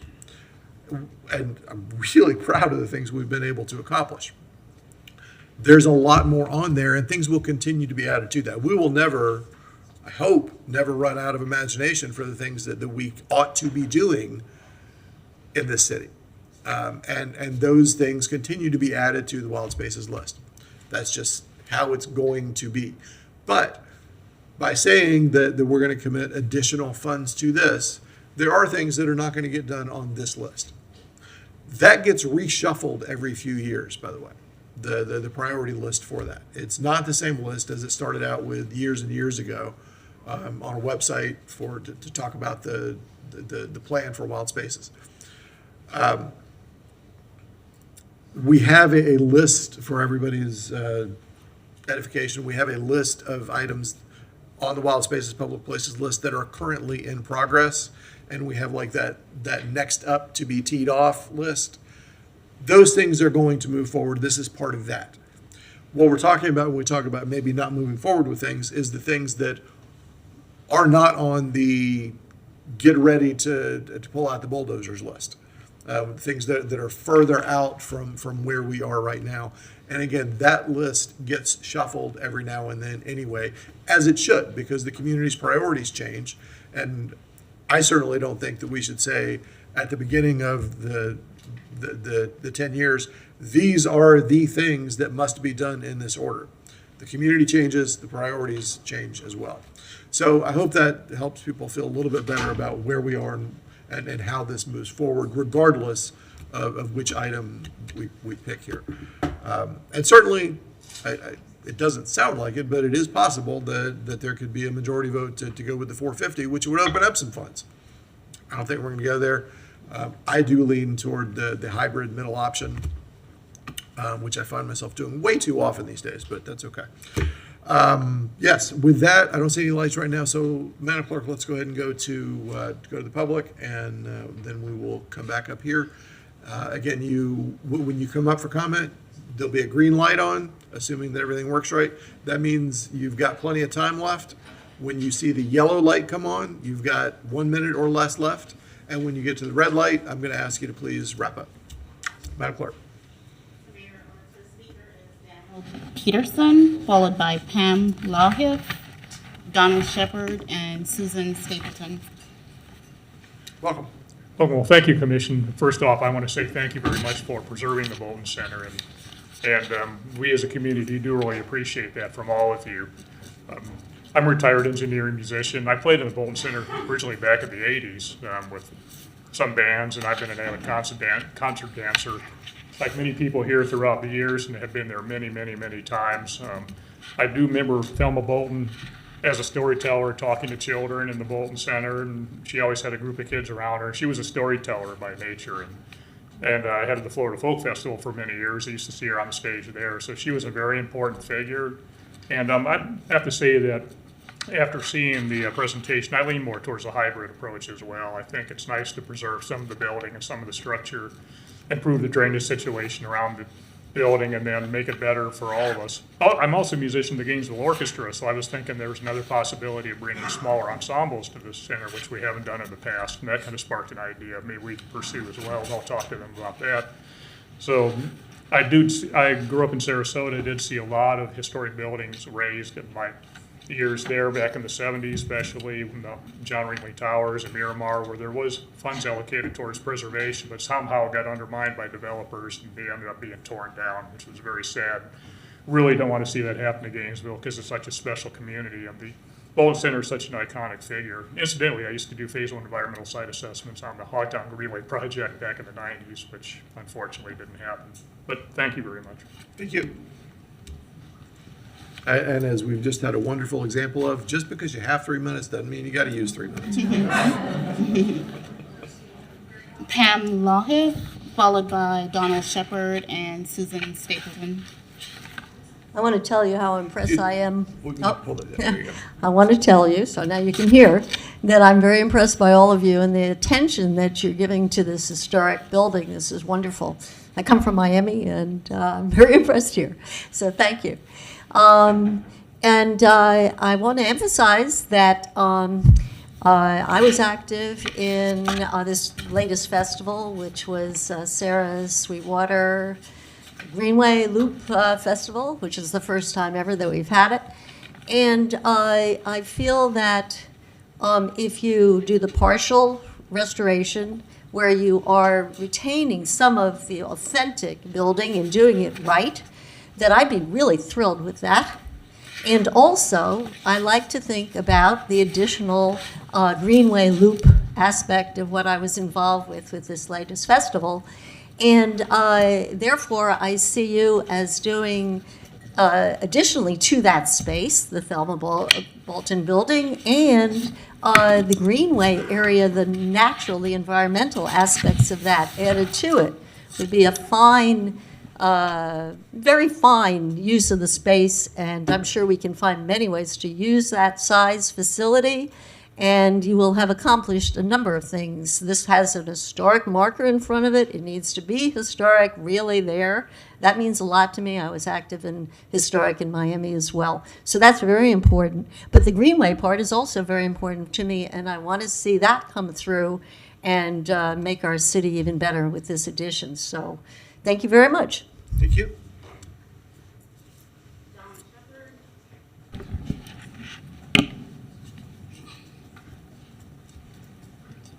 Welcome, Mr. Shepard. Hi, I'm John Shepard. It has been just announced, and I take privilege in this opportunity to speak because this here is another historical figure thing that we've had in Gainesville, but where's our historical money?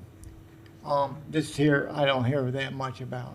I think that this, my opinion about the three-step thing, which I don't have the thing up, but what I think of those 4 steps that I would like to see, instead of, like Mr. Leeson said, kicking a can down the road, if we can come up with the money to redo it and have it, the features of this place kept in the building or kept in somewhere around the building area so that the historicalness of it is preserved. This is what I believe she would want.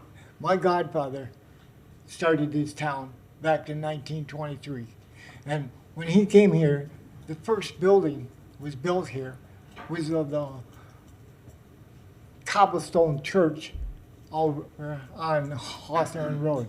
And the military was there back then. And so all the buildings that got built there and within our city with a historical memory which all of us have. Another gentleman that's not here who has copies of this is Clyde Allen. Some people know this gentleman. He worked with and for my godfather. This man is a historical person himself, and I heard that his health isn't up to par. So, be God be watching over him. So what I want to say is that I would like to see the place redone and done in the fashion of the people who were here to take and had those memories to take and keep them. So that's all I have. Thank you. Thank you. Susan Stapleton, followed by Steve Roberts and Jeff Shapiro. Welcome. Mr. Mayor, Commissioners, thank you very much. My name is Suzanne Stapleton. I'm a librarian at the University of Florida and a resident here in Gainesville. Thank you so mumuch for all of your careful attention to looking at the preservation of this important building and its continued use in the community. I wanted to say that I think one of the things that I'm a member of the contra dance community who has used this building very often. I've seen many other events there, attended city workshops in the facility. I'm aware of the Star Theater putting on performances there for children in the area. So I'm aware of this varied use that it's had up until this point. And I do want to just make a couple points from my perspective about that I don't feel like we're represented here today, which is that, for instance, with the contra dance community, we regularly have 3 or 4 weekends dances there a year where there's over 100 people in the open auditorium space. There's no pillars in the way to impede that floor. And as somebody did mention, that floor to me is a really strong element of the jewel of this building. It is very difficult to find free-flung wooden floors around in new construction. That's often not considered, and it's something that's a real treasure. You can see from the pictures that were thrown up earlier the historical use of that dance floor in the 40s when it was first created. And I think we heard that that is of demand from people today. So I'm concerned that seems to be there's growing consensus towards this partial renovation, and I'm concerned that it's only preserving 2 of the walls of the original structure. And I would ask you all to consider that it doesn't seem like there's a material difference in terms of the cost with the historic preservation. It would really give, like you had said, a jewel to this historic building, centrally situated downtown and along this potential future greenway right next to a historic district.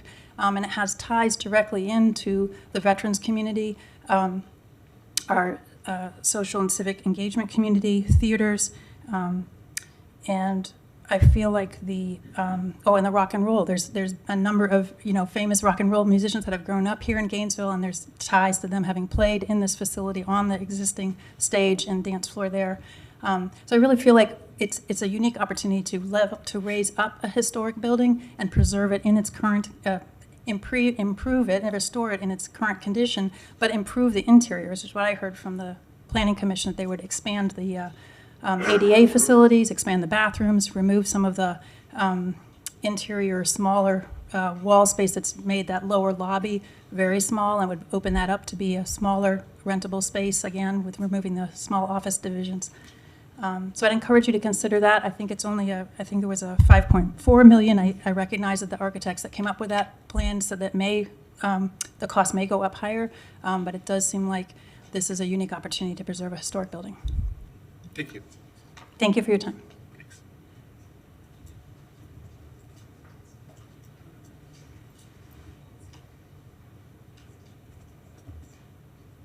Good call.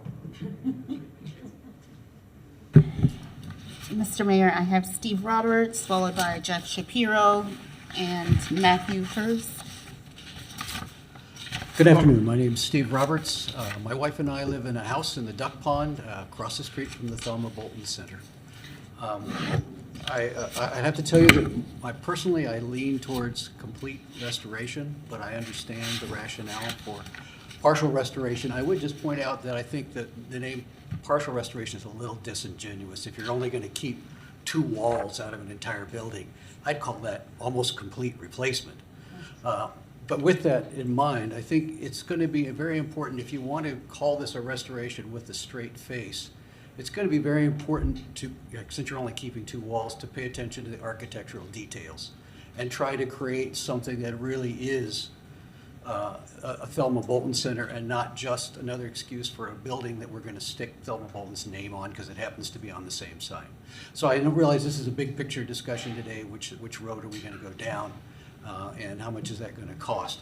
But I think and I see the sort of the consensus emerging that the partial restoration is going to be the way to go. But I think beyond just endorsing that, I think it's going to be very important to pay attention to the architectural details so that we can be faithful to the design and the appearance of the Thelma Boltin Center. So it really does look like a restoration in a true sense. I think that's going to be important. And one of the things that, as I recall, the Historical Preservation Board made part of this was including some educational materials or displays or something like that, and to really explain the history of the building and the value of that building, so that people that come to visit that for a class or whatever can have the opportunity to gain an appreciation for Thelma Boltin and what that building represents.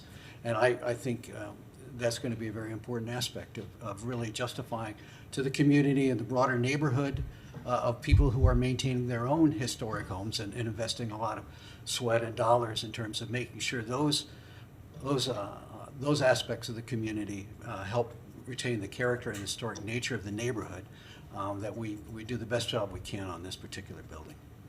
Thank you.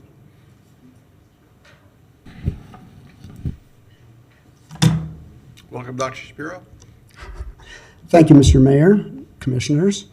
I'm Jeffrey Shapiro, and I moved here in '98, 25 years ago, transferred from Orlando with the federal government, and chose significantly to retire here in 2011 rather than taking a transfer to Mississippi. I love Gainesville. I have to say that the Boltin Center is very much part of my soul and my feelings for Gainesville. It's representative. The most of my affiliation with the Boltin Center was with the Gainesville Old Time Dance Society. Quite a few of our members are here today, and we all appreciate the Boltin Center a great deal. So there's a lot of nostalgia connected with it too. We stopped dancing at the beginning of the pandemic on March 8th, 2020. So we've missed it. We've begun dancing just recently, a couple of times at the Gainesville Health and Fitness Center, but it's not the same. The Boltin Center floor is indeed, as you've heard, critical. That wood floor was wonderful for dancing, and we very much appreciated it. Of course, we want to preserve that. But I myself, I'm fine with the partial restoration. It sounds like it'll do the job. Certainly, it's bound to be a whole lot better than the old Boltin Center. I served on the board for a number of years, and then I took up the job of sound manager. So I feel that sound is very important. The acoustics, if they can be improved by breaking up the sound and not having it simply reflect off the hard back wall that existed there before, that would be a big help. So there are details in design that can be looked at. But overall, I think this would be an excellent option, and I really thank you all for considering it. One thing I saw was that there's an addition that could be added on in the plans in future years. So there is room to expand beyond what is planned here. Thank you very much. I appreciate it. Thank you. Mr. Mayor, we have Matthew Hurst, followed by Betsy Hurst and Robert Mounts. Welcome, Mr. Hurst. Hi, thank you for the opportunity to speak here today. My preference would be with the repair existing facility option, and one of the things we have to keep in mind is that when the cost difference and what ends up happening when we tear down a building. For example, over at Crawford Nature Park when that opened in about 2005, the plans would take the house that was there, that was from the 1930s, and make it an environmental education center. And what ended up happening was in 2015, that never got opened, and then in 2015, when the city was doing a renovation of the creek in the park, they decided to tear the house down. And the intention was that an environmental education center would be built there, which was the original plan for what the house would be for. 8 years later, there is no environmental education center there. What ends up happening is we end up getting a lot more projects that you would like to fund than there is funding. And right now, in particular, we're looking at a situation on a nationwide basis. It's nothing that you all or anybody in our community has done, but our federal government's raising interest rates. That's going to cause borrowing prices to go up, and people are going to have less money to spend on day-to-day items. So we might well see sales tax revenue go down if we have a recession. And so we might not want to tear a building down or largely tear it down, or with the first two options, and then end up with no building there. So my suggestion would be to do a partial restoration, the repair option, the repair existing facility option, not the partial restoration, not the replace existing facility. And then in future years, if construction prices go down 5, 10 years from now, if there are other renovation activities you need to do you could do them at that time when maybe construction is easier. And again, that way you would preserve the existing building, you would preserve the history of the existing building, and do repairs as needed. Thank you. Thank you.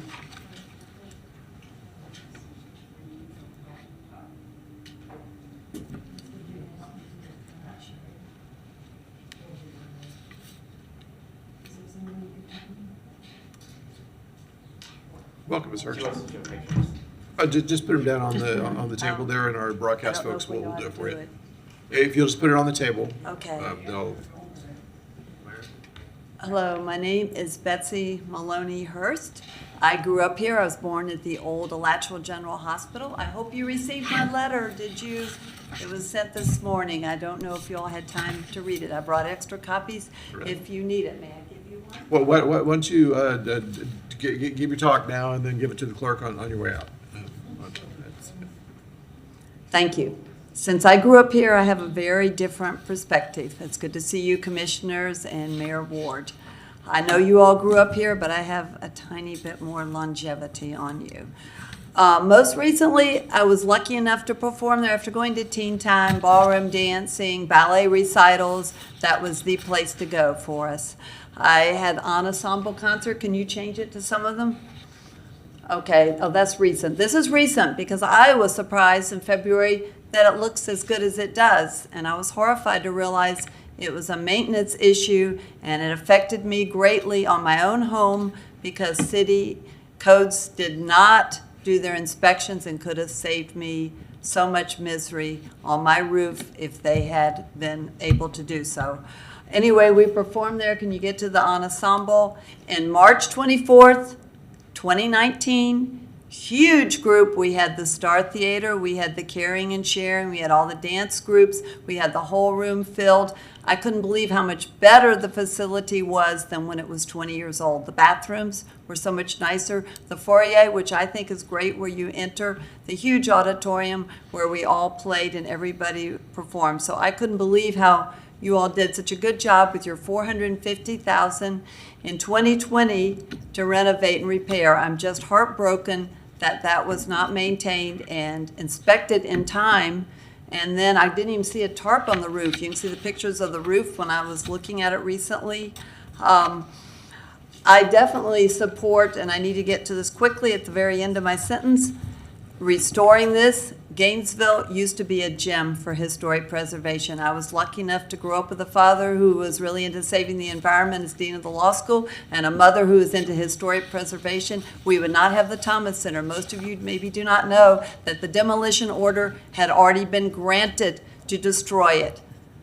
Developers wanted to put something else there, and you would not have your city facilities if a group had not cared enough and worked hard to restore it. And it was in horrible condition compared to the Thelma Boltin Center. No comparison. Santa Fe College had come in there, community college at the time. We put posters up on the walls. We did everything for the spring pilgrimages to save it, to make it viable. And then the money was raised. So I'm hoping you will change and think about this and restore and save the part that can be saved now. Set it aside, bring the groups for appropriation and the fundraising for historical preservation. You will have a gem.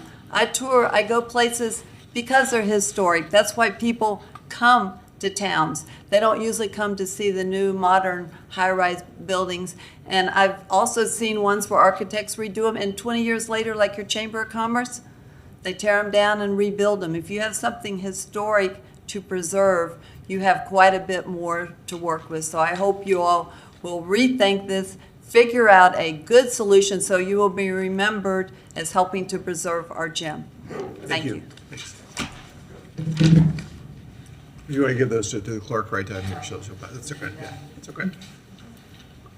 Thank you. Thank you. Mr. Mayor, we have Robert Mounts as our next speaker, followed by Michael Hill and Melanie Bard.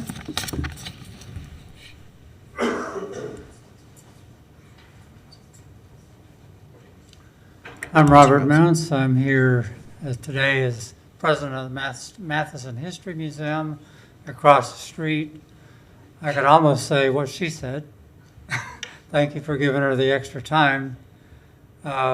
As you know, the Matheson History Museum is part of the Downtown Jewel and the eventual Greenway Loop. We're very much interested in preserving and enhancing all aspects of that. The Thelma Boltin Center across the street is part of it. We're advocating, a crosswalk there at the Northeast Boulevard, which I'm told is a legal crossing point, but it's unsafe because there's no pedestrian crossing. We hope the Greenway Loop comes to fruition. We're working with the library to open up the stream between us and the library and to enhance the grounds of the Matheson further south to Depot Park. So it's all part of the one effort to make this a historic gem for Gainesville. So I tend to favor certainly not demolition, but I have a little problem with the math there. I'm not great at numbers, but I'm not sure how 472 per square foot comes out to a greater $5.6 million than 591 square foot. Maybe somebody could explain that to me. But in any event, I'm skeptical of those who say that the best thing to do is replace it with something new and better. Mark, where our founder, Mark Barrow, he and his wife had restored approximately 24 historic homes in Gainesville, including the old Episcopal Church Chancery next door, which they relocated and moved to the Southeast District. And it's anecdotal, but his strong viewpoint is that if done right, restoration is about 2/3 less than replacement.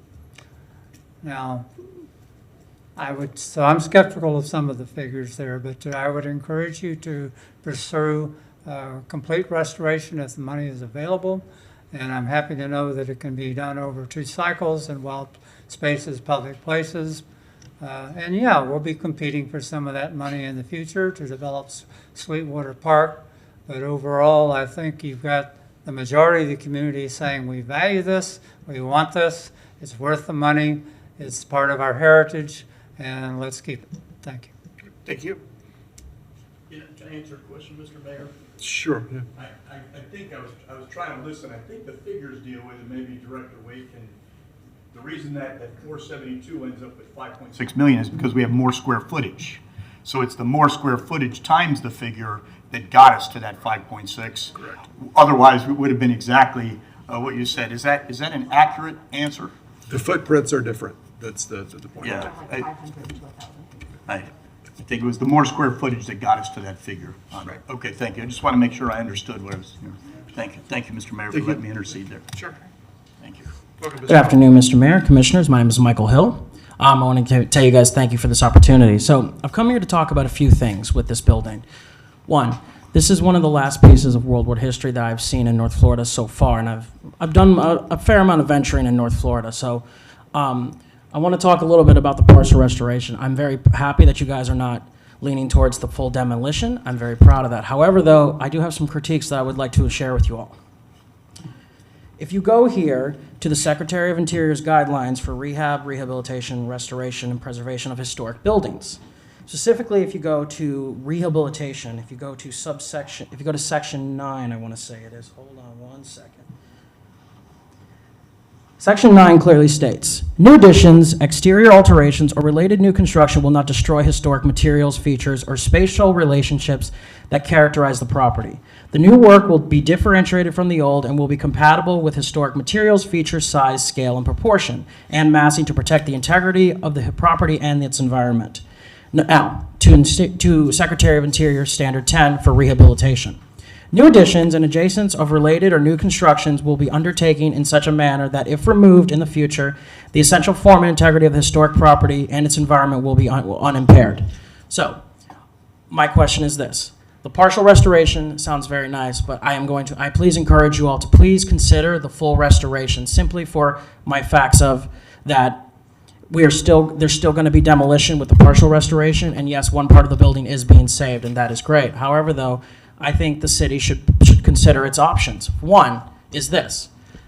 We are a certified local government, and there are grants at the state level that could possibly help us with this project. Now, they're not a lot, but they're definitely money that we could apply to. If this project's going to take a couple of years, you come up with a plan, you present it to the State Historical Commission, you can get money under the Special Categories Grant, and you don't have to match the funds because you have a preservation program.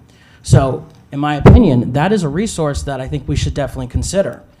And so, one thing that I please encourage going forward with this process, depending on whatever you pick, please lean more towards complete restoration, but please make sure that the Secretary of Interior's guidelines for rehab, restoration, preservation, and rehabilitation are heard, and they are considered in the process. Also, too, there's a giant preservation community here in Gainesville. It's probably one of the best, I would say, in Florida, next to St. Augustine. There's a lot of resources in this community. Please use those resources accordingly. There are a lot of people all around this state that could help us with this building. Thank you. Thank you. Mr. Mayor, our next speaker is Melanie Barr, followed by Joanne Off and Jonathan Bach. Welcome, Ms. Barr. Good afternoon. Well, I hate to say this, but calling what you're leaning towards partial restoration is fake news. There's nothing restored about that. If you're keeping two walls, that's really a new building. You're building around it. It's a red herring to throw that out and say partial restoration.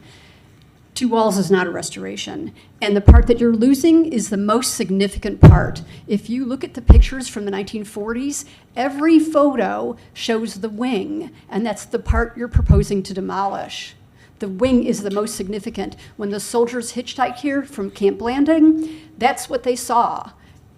All the postcards, all the photos, they show the wing. And that's the part you're saying you're going to demolish. Plus, you're making it bigger. This is a residential neighborhood. It doesn't need, or a building that's bigger is not going to make a good impact on a residential area. Plus, it won't be historic anymore.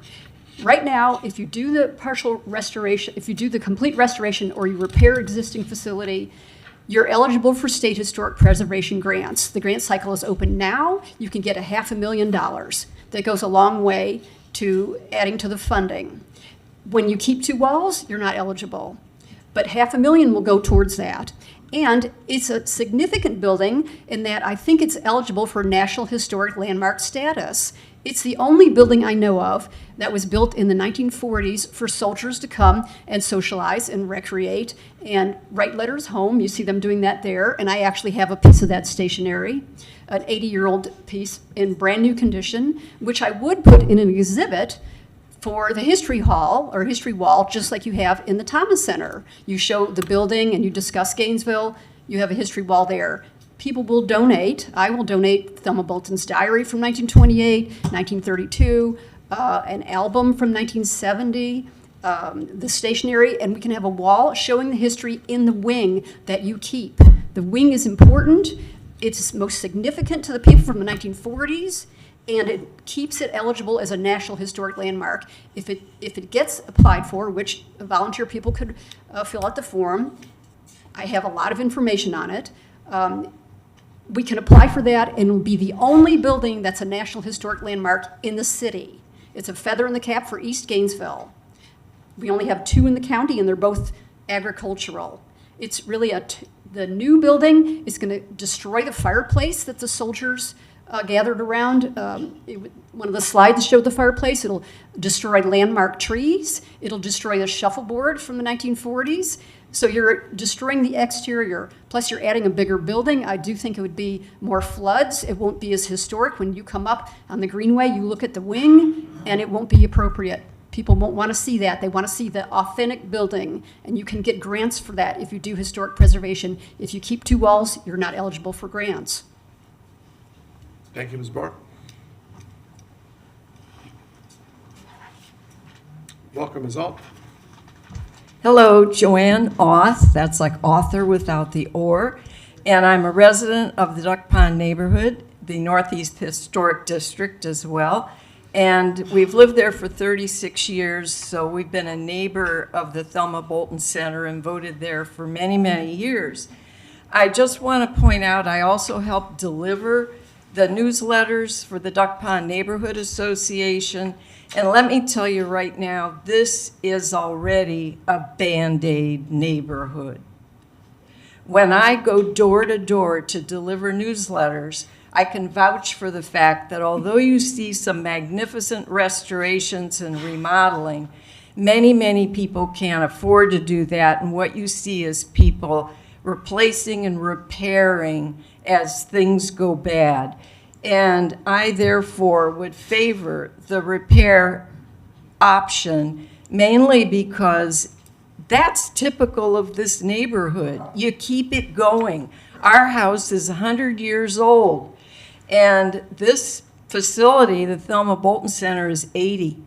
And so tell me how many houses or buildings being built right now you think will still be standing in 80 years or 100 years. And I agree about the floor. The wood floor in there, you can't replace that as well with something else. You hang on to what's good, and then you fix the plumbing. You know, that's the way it is. How many remember the courthouse? That is a disgrace to the city that it was ever torn down.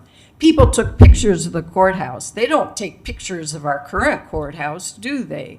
No one would bother. This building is so ugly, I can't believe that anybody felt that it was appropriate next to a historic district. So when you go to visit other communities and you look at historic buildings and you find out when the guide takes you around, this part of it is original. This part of it had to be replaced. And you find out that 90% was replaced, like a lot of those old homes on this old house. You begin to say, what's really original? Because I'll tell you now, I am not in favor of claiming that all old antique furniture was made well. And I don't think the Thelma Boltin Center couldn't have been made better. But I guarantee this, once it's gone, is irreplaceable. Thank you. I do actually kind of like the new courthouse, but that's just me.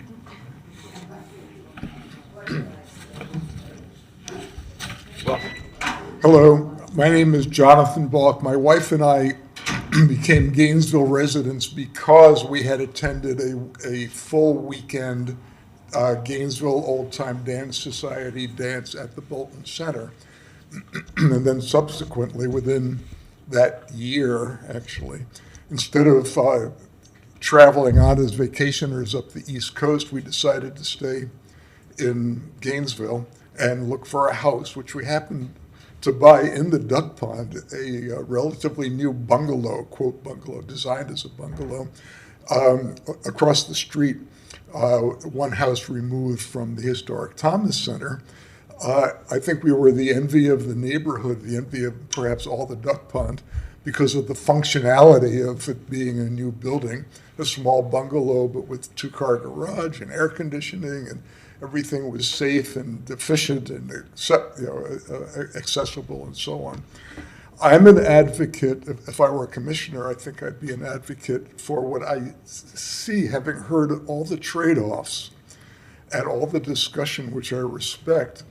I'm an advocate for the complete replacement, I have to say, because of the attention that has been paid in its design to honoring the appearance of the existing building. But the sense I have is that the community would get the biggest bang for its buck with a totally new building, honoring the appearance, the cosmetics of the historic building. In addition to that, I think that the comments about the wood floor, I completely support that for multiple uses and for longevity. In Melrose, we dance in an old church building that's got a wood floor.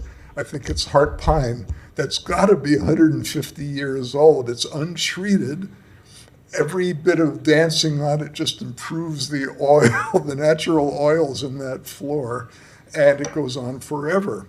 There are wood floors in the rest of the old world and in Asia and so on that are perhaps 1,000 years old and still useful.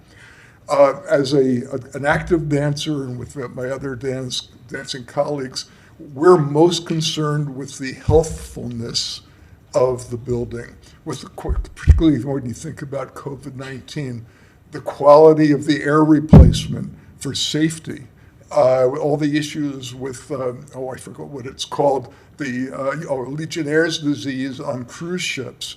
I mean, these are things that do happen where there's mass use of facilities, whether they're on the water or attached to the ground.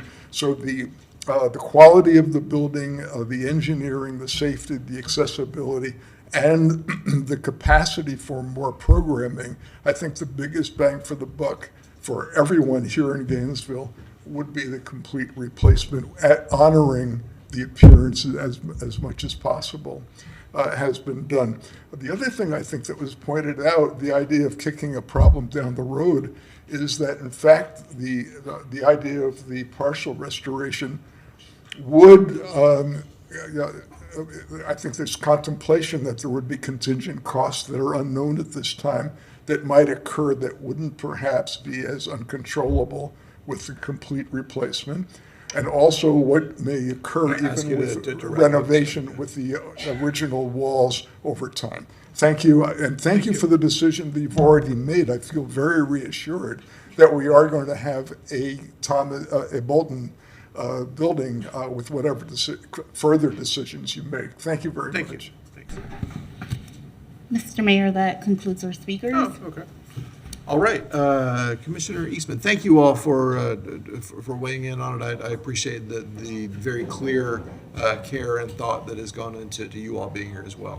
Commissioner Eastman. Yeah, thank you. And just thank you so much for everyone who came and spoke. And there's such a diversity of needs and wants that come from this space. When I think about issues like these, particularly within the duck pond and particularly within my district, I kind of think about when the decisions we make up here, how does it preserve what makes Gainesville special, and how do we continue to move that forward, because we have such a special community here. And when I think about this, I think of in two ways. There's the culture that we have here, and then of course the historic nature of what we have here. We're a city of creatives, a city of like eccentrics, right? Like we have our things. We really love it. A lot of former professors, people that are passionate about things. I walked past the Thelma Boltin for years and years and years, walking my dog when I used to live nearby. I always loved when the Contra dancers were in, seeing Jeff up playing music up there, knowing that like Contra dancing is not my thing, but I just love that I lived in a city where it's someone's thing, right? Someone is renting that space out and they're passionate about it and they love doing it,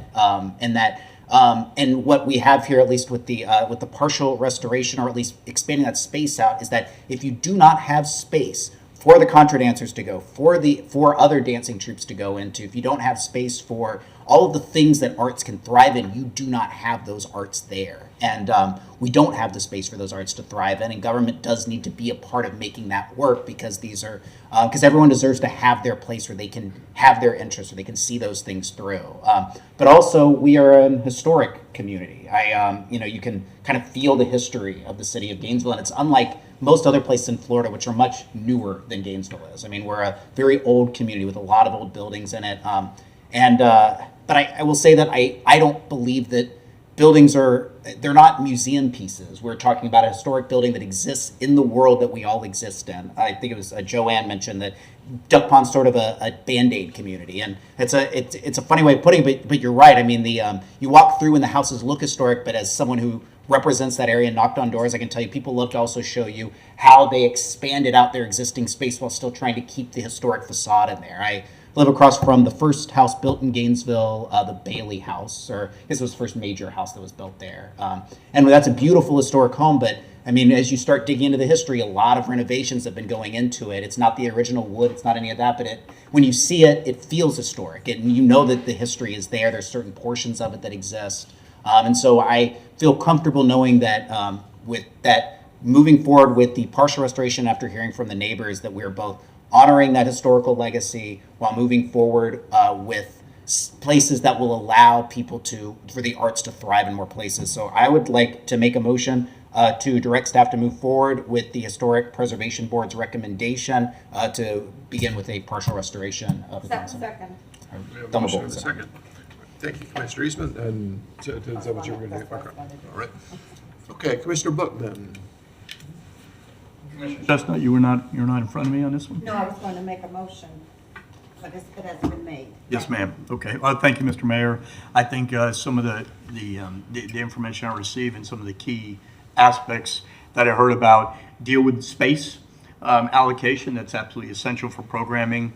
The impact of programs and what we can do, whether it was in the past or going forward, is very, very important. And then just thinking about the uncertainty of cost escalation and uncertainty of cost, whether we would Band-Aid it and repair it or do a full restoration, really caused me concern. Those two options caused me concern because we have to have as much certainty going forward as possible because it's going to impact our other programs also. And those are also important considerations.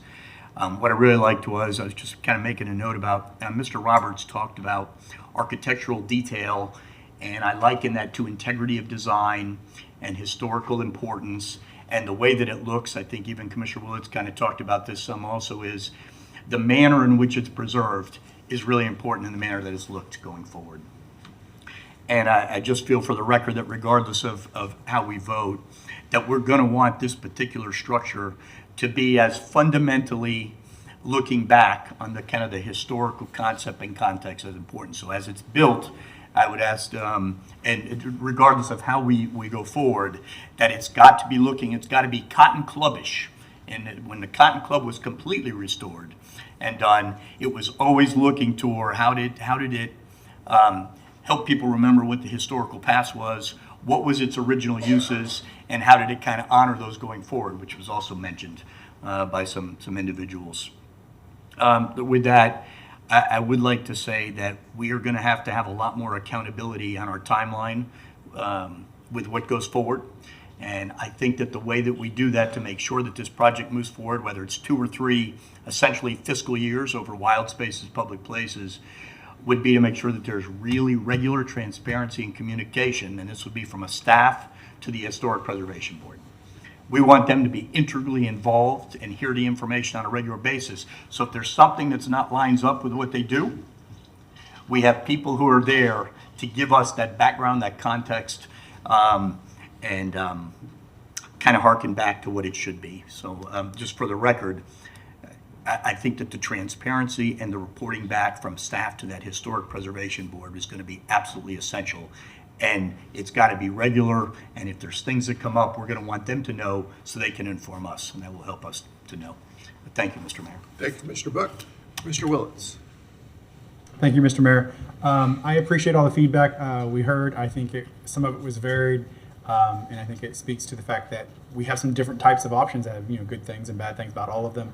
Staff brought us back 4 options that I think all have their own merits in different ways. I appreciate the argument, and I agree that partial restoration is a bit of a misnomer. We need to be a little honest about that. I think partial restoration it's just not as honest as we need to be about this project. And I'm fine with, if that's what we decide, that we perhaps should not call it partial restoration. It is, keeping part of the footprint current, part of the same footprint, and then keeping 2 walls. Someone can probably describe that better than I can. So I appreciate that from the public, and I think it's a little dishonest to call it a partial restoration. I think we need to describe it a little better. For me, bang for the buck is something I'm looking at this because these funds were approved by the voters when it comes to public places for bang for the buck. They want public places to be used.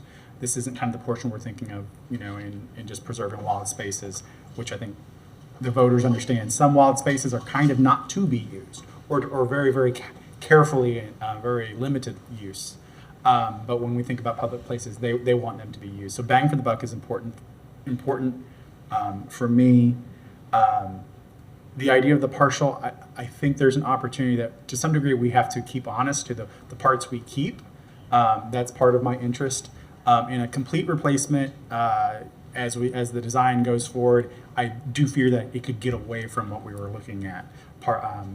So I think with partial restoration, to some degree, it forces us to keep some of the historical architectural characteristics of the facades we keep, to keep that theme going through.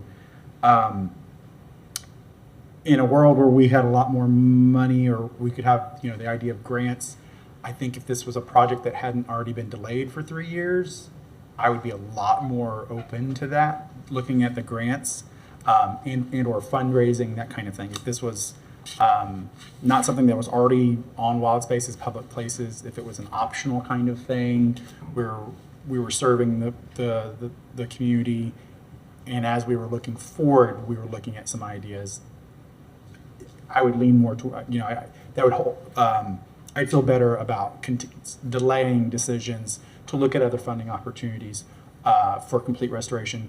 But this is something we're getting way behind on for the reasons as described. And I think some of I do want that if we go with the partial restoration or the second choice, that the new portion really does call back to the old portion.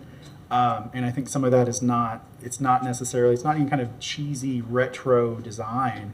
I think it's just returning to some other principles of design that were abandoned for one reason or another, and going back to those. This isn't the first time. We're not, I don't think we are Frankenstein creating a monster necessarily, if we do it right. Thank you, Mr. Mayor. Thank you, Commissioner Willets. Before we go to a vote, I want to point out one little bit of historical context. I'll bet people thought this was a massive building in 1943. And one of the reasons they probably thought it was big is because in 1940, this is according to Wikipedia, but I think probably it comes from from census data and reported on Wikipedia. In 1940, the population of Gainesville was 13,757 people. And now they're pushing 145,000 people in Gainesville. So that matters. The number of people who need to use the building is very different than it was 80 years ago. The number of people who need to use it 80 years from now is going to be very different, I'm reasonably certain. So I do like where we're headed with this. And I appreciate staff's incredible work and patience in this process. I appreciate all the community input, because there, of course, has been a lot of community input. And I appreciate the work that my colleagues have put in as well. Commissioner Book. Sorry, I should have said this earlier, just very briefly, where we have the opportunity to reuse materials and implement those as part of the building design. I think that would certainly be something. I think conceptually that's probably what we've heard from staff, but I think that's just important on the record. Thank you, Mr. Mayor. Thank you. From the manager's chair. Yeah. Thank you. Mr. Mayor, I did want to, I think, echo some of what the commission had talked about, both in terms of, as Ms. Wade indicated, we will continue to go to this Historic Preservation Board and continue to work with them, should the partial restoration option be, what ends up passing. We will also aggressively pursue other opportunities for additional funding through grants through the state, both for Thelma Boltin as well as for Bulwer Springs. There are opportunities, as some of the speakers have mentioned, for grants, and those are opportunities that I think we're very familiar with in the city, and we'll incorporate that as we go forward. Very good. Thank you. Okay, without any further delay, I'm going to go ahead and call for a vote. All in favor of option 2, what we're calling the partial restoration, please say aye. Aye. Any opposed? All right, that passes unanimously. Madam Clerk, before we move on, thank you all again for being here. You're certainly welcome to hang out and talk about the golf course, but I am going to take a 10-minute break. We'll be back at 3:20.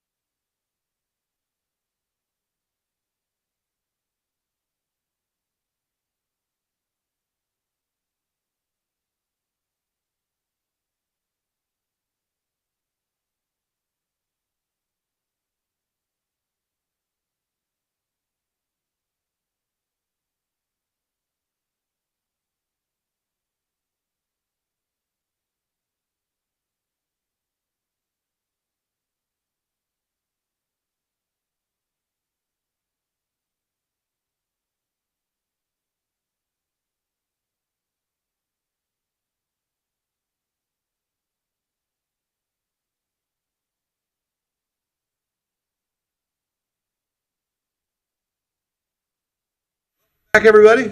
Thanks for the extended little break there. We are back at it. Madam Clerk.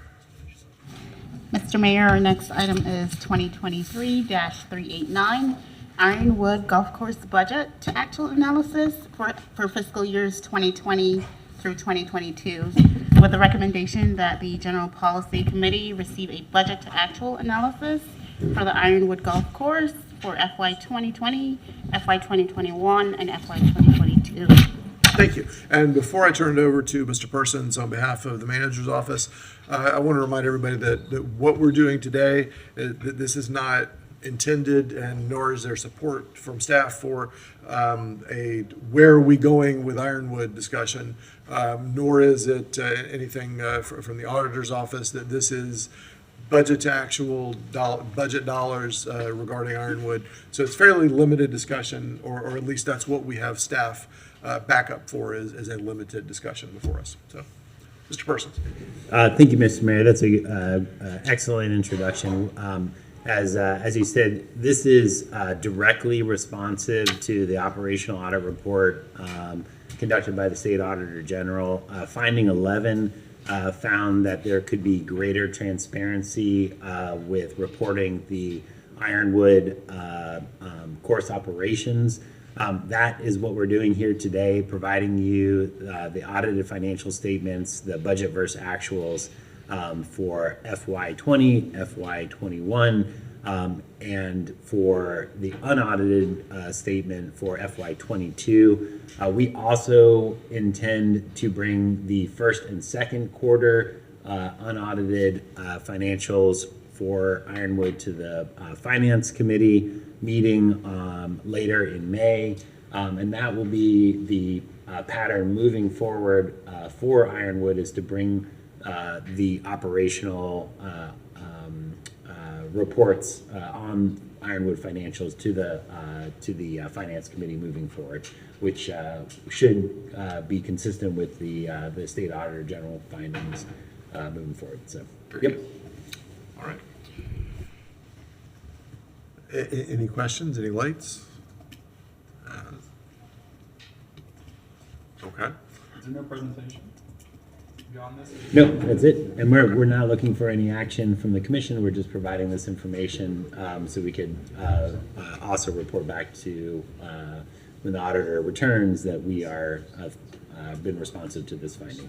Very good. All right.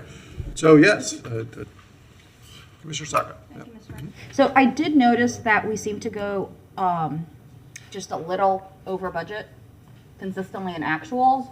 Are we going to take any, and I know it's hard to like have budgeted versus actuals and things are in flux and things happen.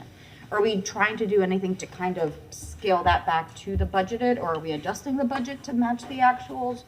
What are we? So, yes. Good start. Right. So we do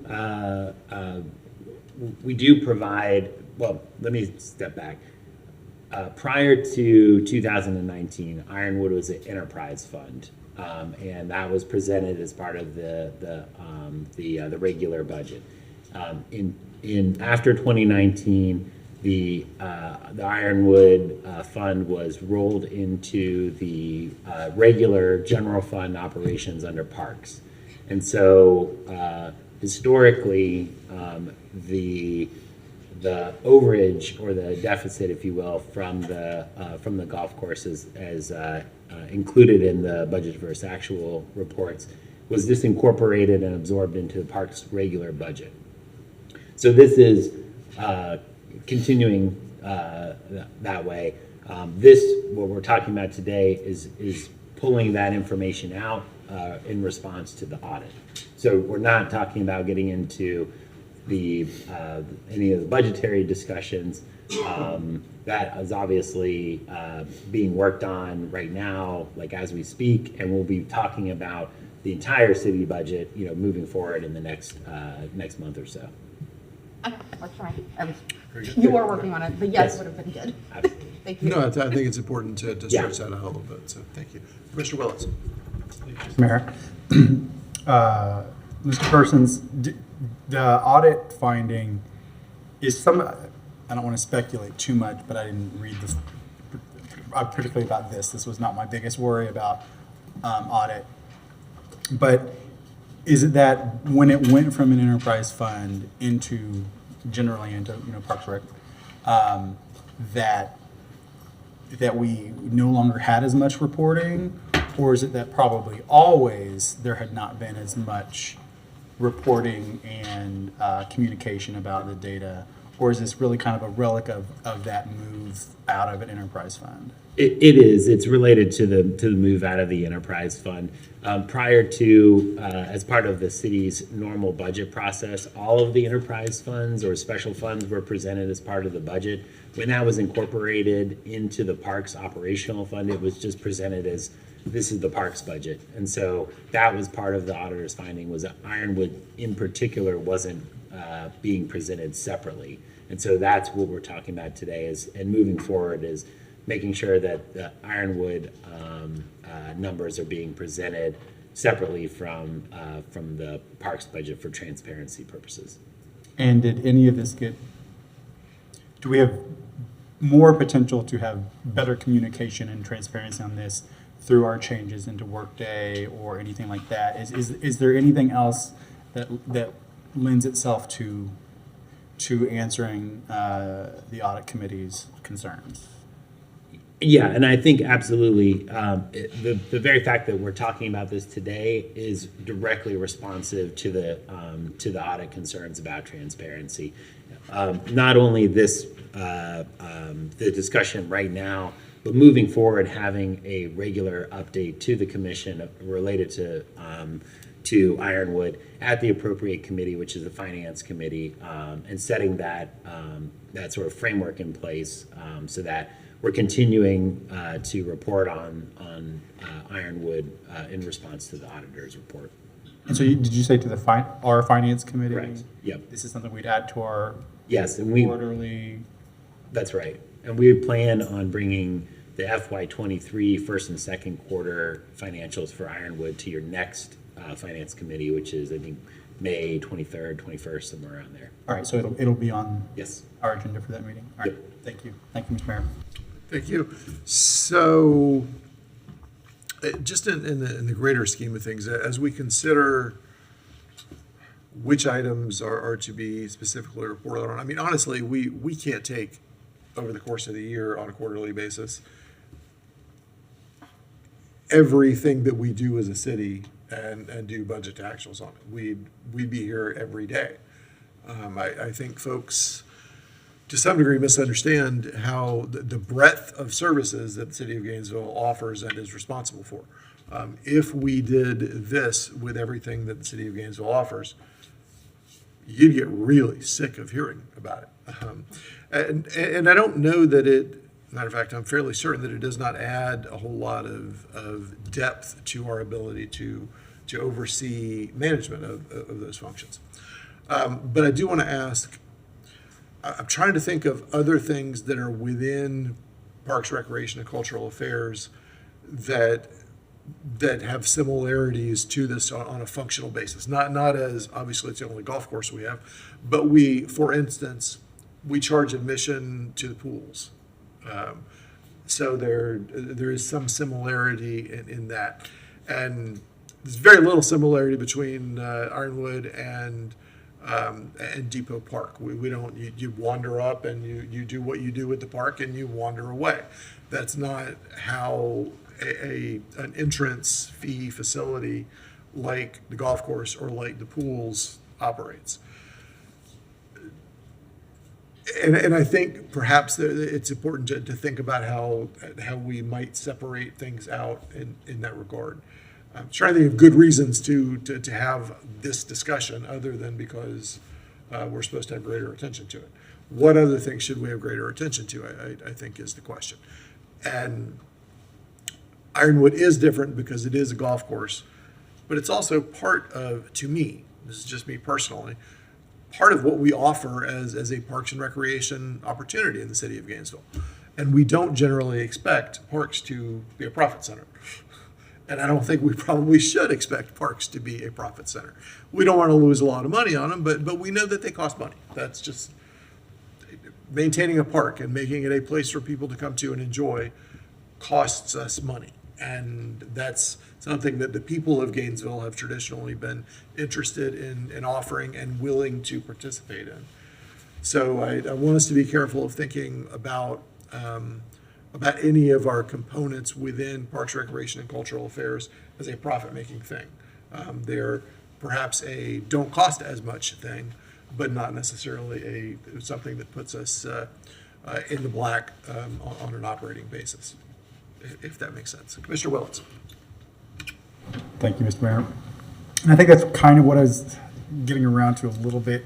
I don't want to second guess the Legislative Audit Committee, No.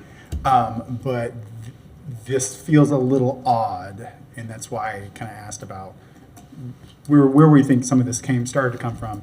In the future, if it's that, I mean, Bulware Springs may be a place. Who knows if it becomes a place that has a steady revenue stream, but then, it's not a profit center necessarily, or maybe it could be, who knows? But then are we also going to have that same kind of level of attention to it? Does it need to be an enterprise fund or not, versus, that's not what I'm proposing at all. So I did wonder a little bit about that. And I agree with you, like what we do, parks, we provide it as a service. Golf is a little different than what some communities provide, but it's a park and recreation service. That's what we do. It's just that it's something that we've decided that it needs to somewhat pay for itself, a portion of it, as opposed to other things. The Thelma Boltin Center, I guarantee we don't charge enough to cover, it's some sort of a charge to cover some portion, some sort of maintenance, some sort of staffing, but we will never probably get the revenue for $5.6 or $6.2 million. So, and I agree that it's just something that we ask that it cover part of it, maybe because it's a pretty specialized type of sport that doesn't allow that. You can play golf there, and that's about it.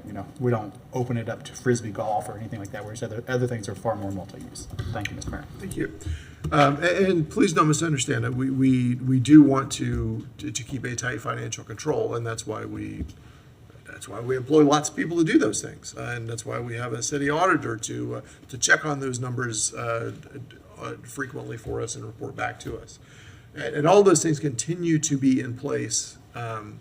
And we have additional oversight opportunities here as well. Commissioner Book. I just have a comment, Mr. Mayor, that may be a little broader once we finish this conversation. It's not really a member comment. It's kind of just an extension. It'll probably take 1 minute or less. Okay. And we don't have any need to take action on this at all. So I don't see any other lights. Commissioner Book? Just in the kind of in the interest of wild spaces and public places, and we're told our next iteration, that's going to be June 8th. I think that'll be a really good opportunity for us to get tremendous community input, given that we're already making decisions that are going to impact those next 5 to 6 years. And it's one of the funding streams that we have that are going to be dedicated for meaningful projects. So I just ask through the staff and Mr. Manager that we really work on our communications to make sure that we have a lot of people who understand that we're going to be discussing those priorities at that time, and we can start receiving feedback right away. And I think that'll be very helpful for that particular meeting. Thank you. Very good. Yeah, I will tell you all, when we have those meetings, we go down all kinds of rabbit holes, and we should be prepared for that and give ourselves plenty of room to have those discussions, and as much information as we could possibly have to work through is useful at those discussions. So, seeing no further lights on that, yeah. Go ahead. Mr. Mayor, I just wanted to compliment you on that. So today, the House passed HB 1645, and I just wanted to compliment you and really just the rest of the staff on I thought a very thoughtful and nuanced letter that was saying that we want to reach out and speak with representatives and our senators, try to find a way to work together, and to really try to alleviate the issues within the bill. I thought it was very measured, and that's been true of everyone that I see around the table here. It's not easy to be measured and thoughtful in a sort of high volume, high heat political arena, but I don't know how this is going to end. I have a guess as how this is all going to end, but I can just say that I'm very proud of how our staff and how our commission has handled ourselves over the course of this. And I'll continue to say this, that at least mine and I hope my fellow commissioners' focus going forward will always be on what is best for our residents and what is best for our staff members, and making sure that there is the maximum amount of stability that comes in here. And I hope that no one sees us, speaking our mind, talking about how our frustration with the process of all of this is anything less than where our priorities will be, which is on our local community and on our staff, and making sure that they get the support they need. I think that's what I saw in your letter. That's what I've heard from all of our charter officers. And so I just wanted to compliment you on that, and just continue to move forward in the right direction here that is really focusing on our city and its stability first and foremost. Thank you, Commissioner. And yeah, I'm disappointed in today's result, but we hope for better for the people of Gainesville from the Florida Senate. So, Commissioner Chestnut. Thank you. And in addition to thanking the mayor for the letter and his leadership, we owe, I think, a deep sense of gratitude to Representative Yvonne Henson, Yes. who tried very. She put forth 5 amendments today. None were accepted, but she has been quite the spokesperson for us. And I think Commissioner Willits started on Friday night trying to offer platitudes, but we owe her a great deal of gratitude. That is absolutely correct. She fought the good fight in the House, and it's disappointing that it came down to a party line vote essentially today. I'm sad that some of her amendments were not picked up, but again, she's fighting the good fight for the people of Gainesville, and I appreciate that. Anyone else? Okay, Madam Clerk, do we have anything else?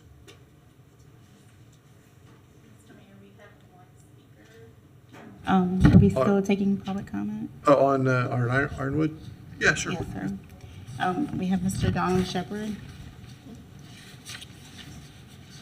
Welcome back, Mr. Shepard.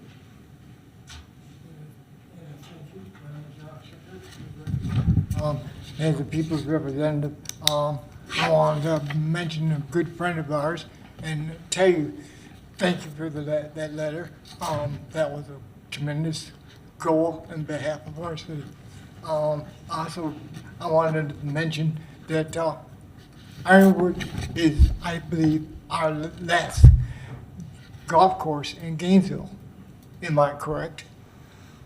No, there's at least one other in the city limits. Well, these golf courses are critical. I have a friend of mine, his name is Tom Mohan. He's on the international golf course. He's in the hospital right now, fighting to stay alive. So you can come down one more time and play golf at Ironwood and the other golf course out on, outside of town here, that got closed down. He was very hurt that had happened. But what I wanted to take and say is that you talked about the Republican and Democratic movement of what's going on. Yes, Miss Hanson Rose did an excellent job in fighting in behalf of the Democratic people. But the reason I put a but in there, because I'm a Republican, but I'm first representative for the people. So I can't just take sides of it, I have to take the sides of the people. So in the half of that, our voters of the Republican Party, we didn't get our votes counted here in Gainesville. So where's the respect of that? I don't know who will take blame for that, but it's going to come out May 17th. It's going to be broadcast of who it was at fault of that transaction of votes being miscounted and not being taken. The governors and senators that have spoken to me up in Tallahassee told me that we're fighting on that, and so our local one, Keith Perry and Kate K-Mac, have took and said that we're still in the fight for it, and we're trying to change this city over to being a Republican city. And that there is going to be the rude awakening of what the transactions are going to happen in the next coming year. So we're fighting for this to clear the books and start out with new books that are going to open up more funding for our city. And that's what I have, sir. Okay. Thank you. Thank you. I do want to say that we have, I have full faith in our supervisor of elections, and that all the votes have consistently been counted. I want to make that absolutely clear. Well, I don't have no faith in her and after what she had pulled. Not here to argue with you, but thanks for your But comment. that's an election thing. All right, thanks. Thank you. Anything else? That concludes our speakers, Mr. Mayor. All right, so any other items? I don't see anything. We already did it, yeah. Great, okay. Well, we already did member comment. We moved that to the beginning, so, yeah, okay. All right, then we are adjourned. Thank you all.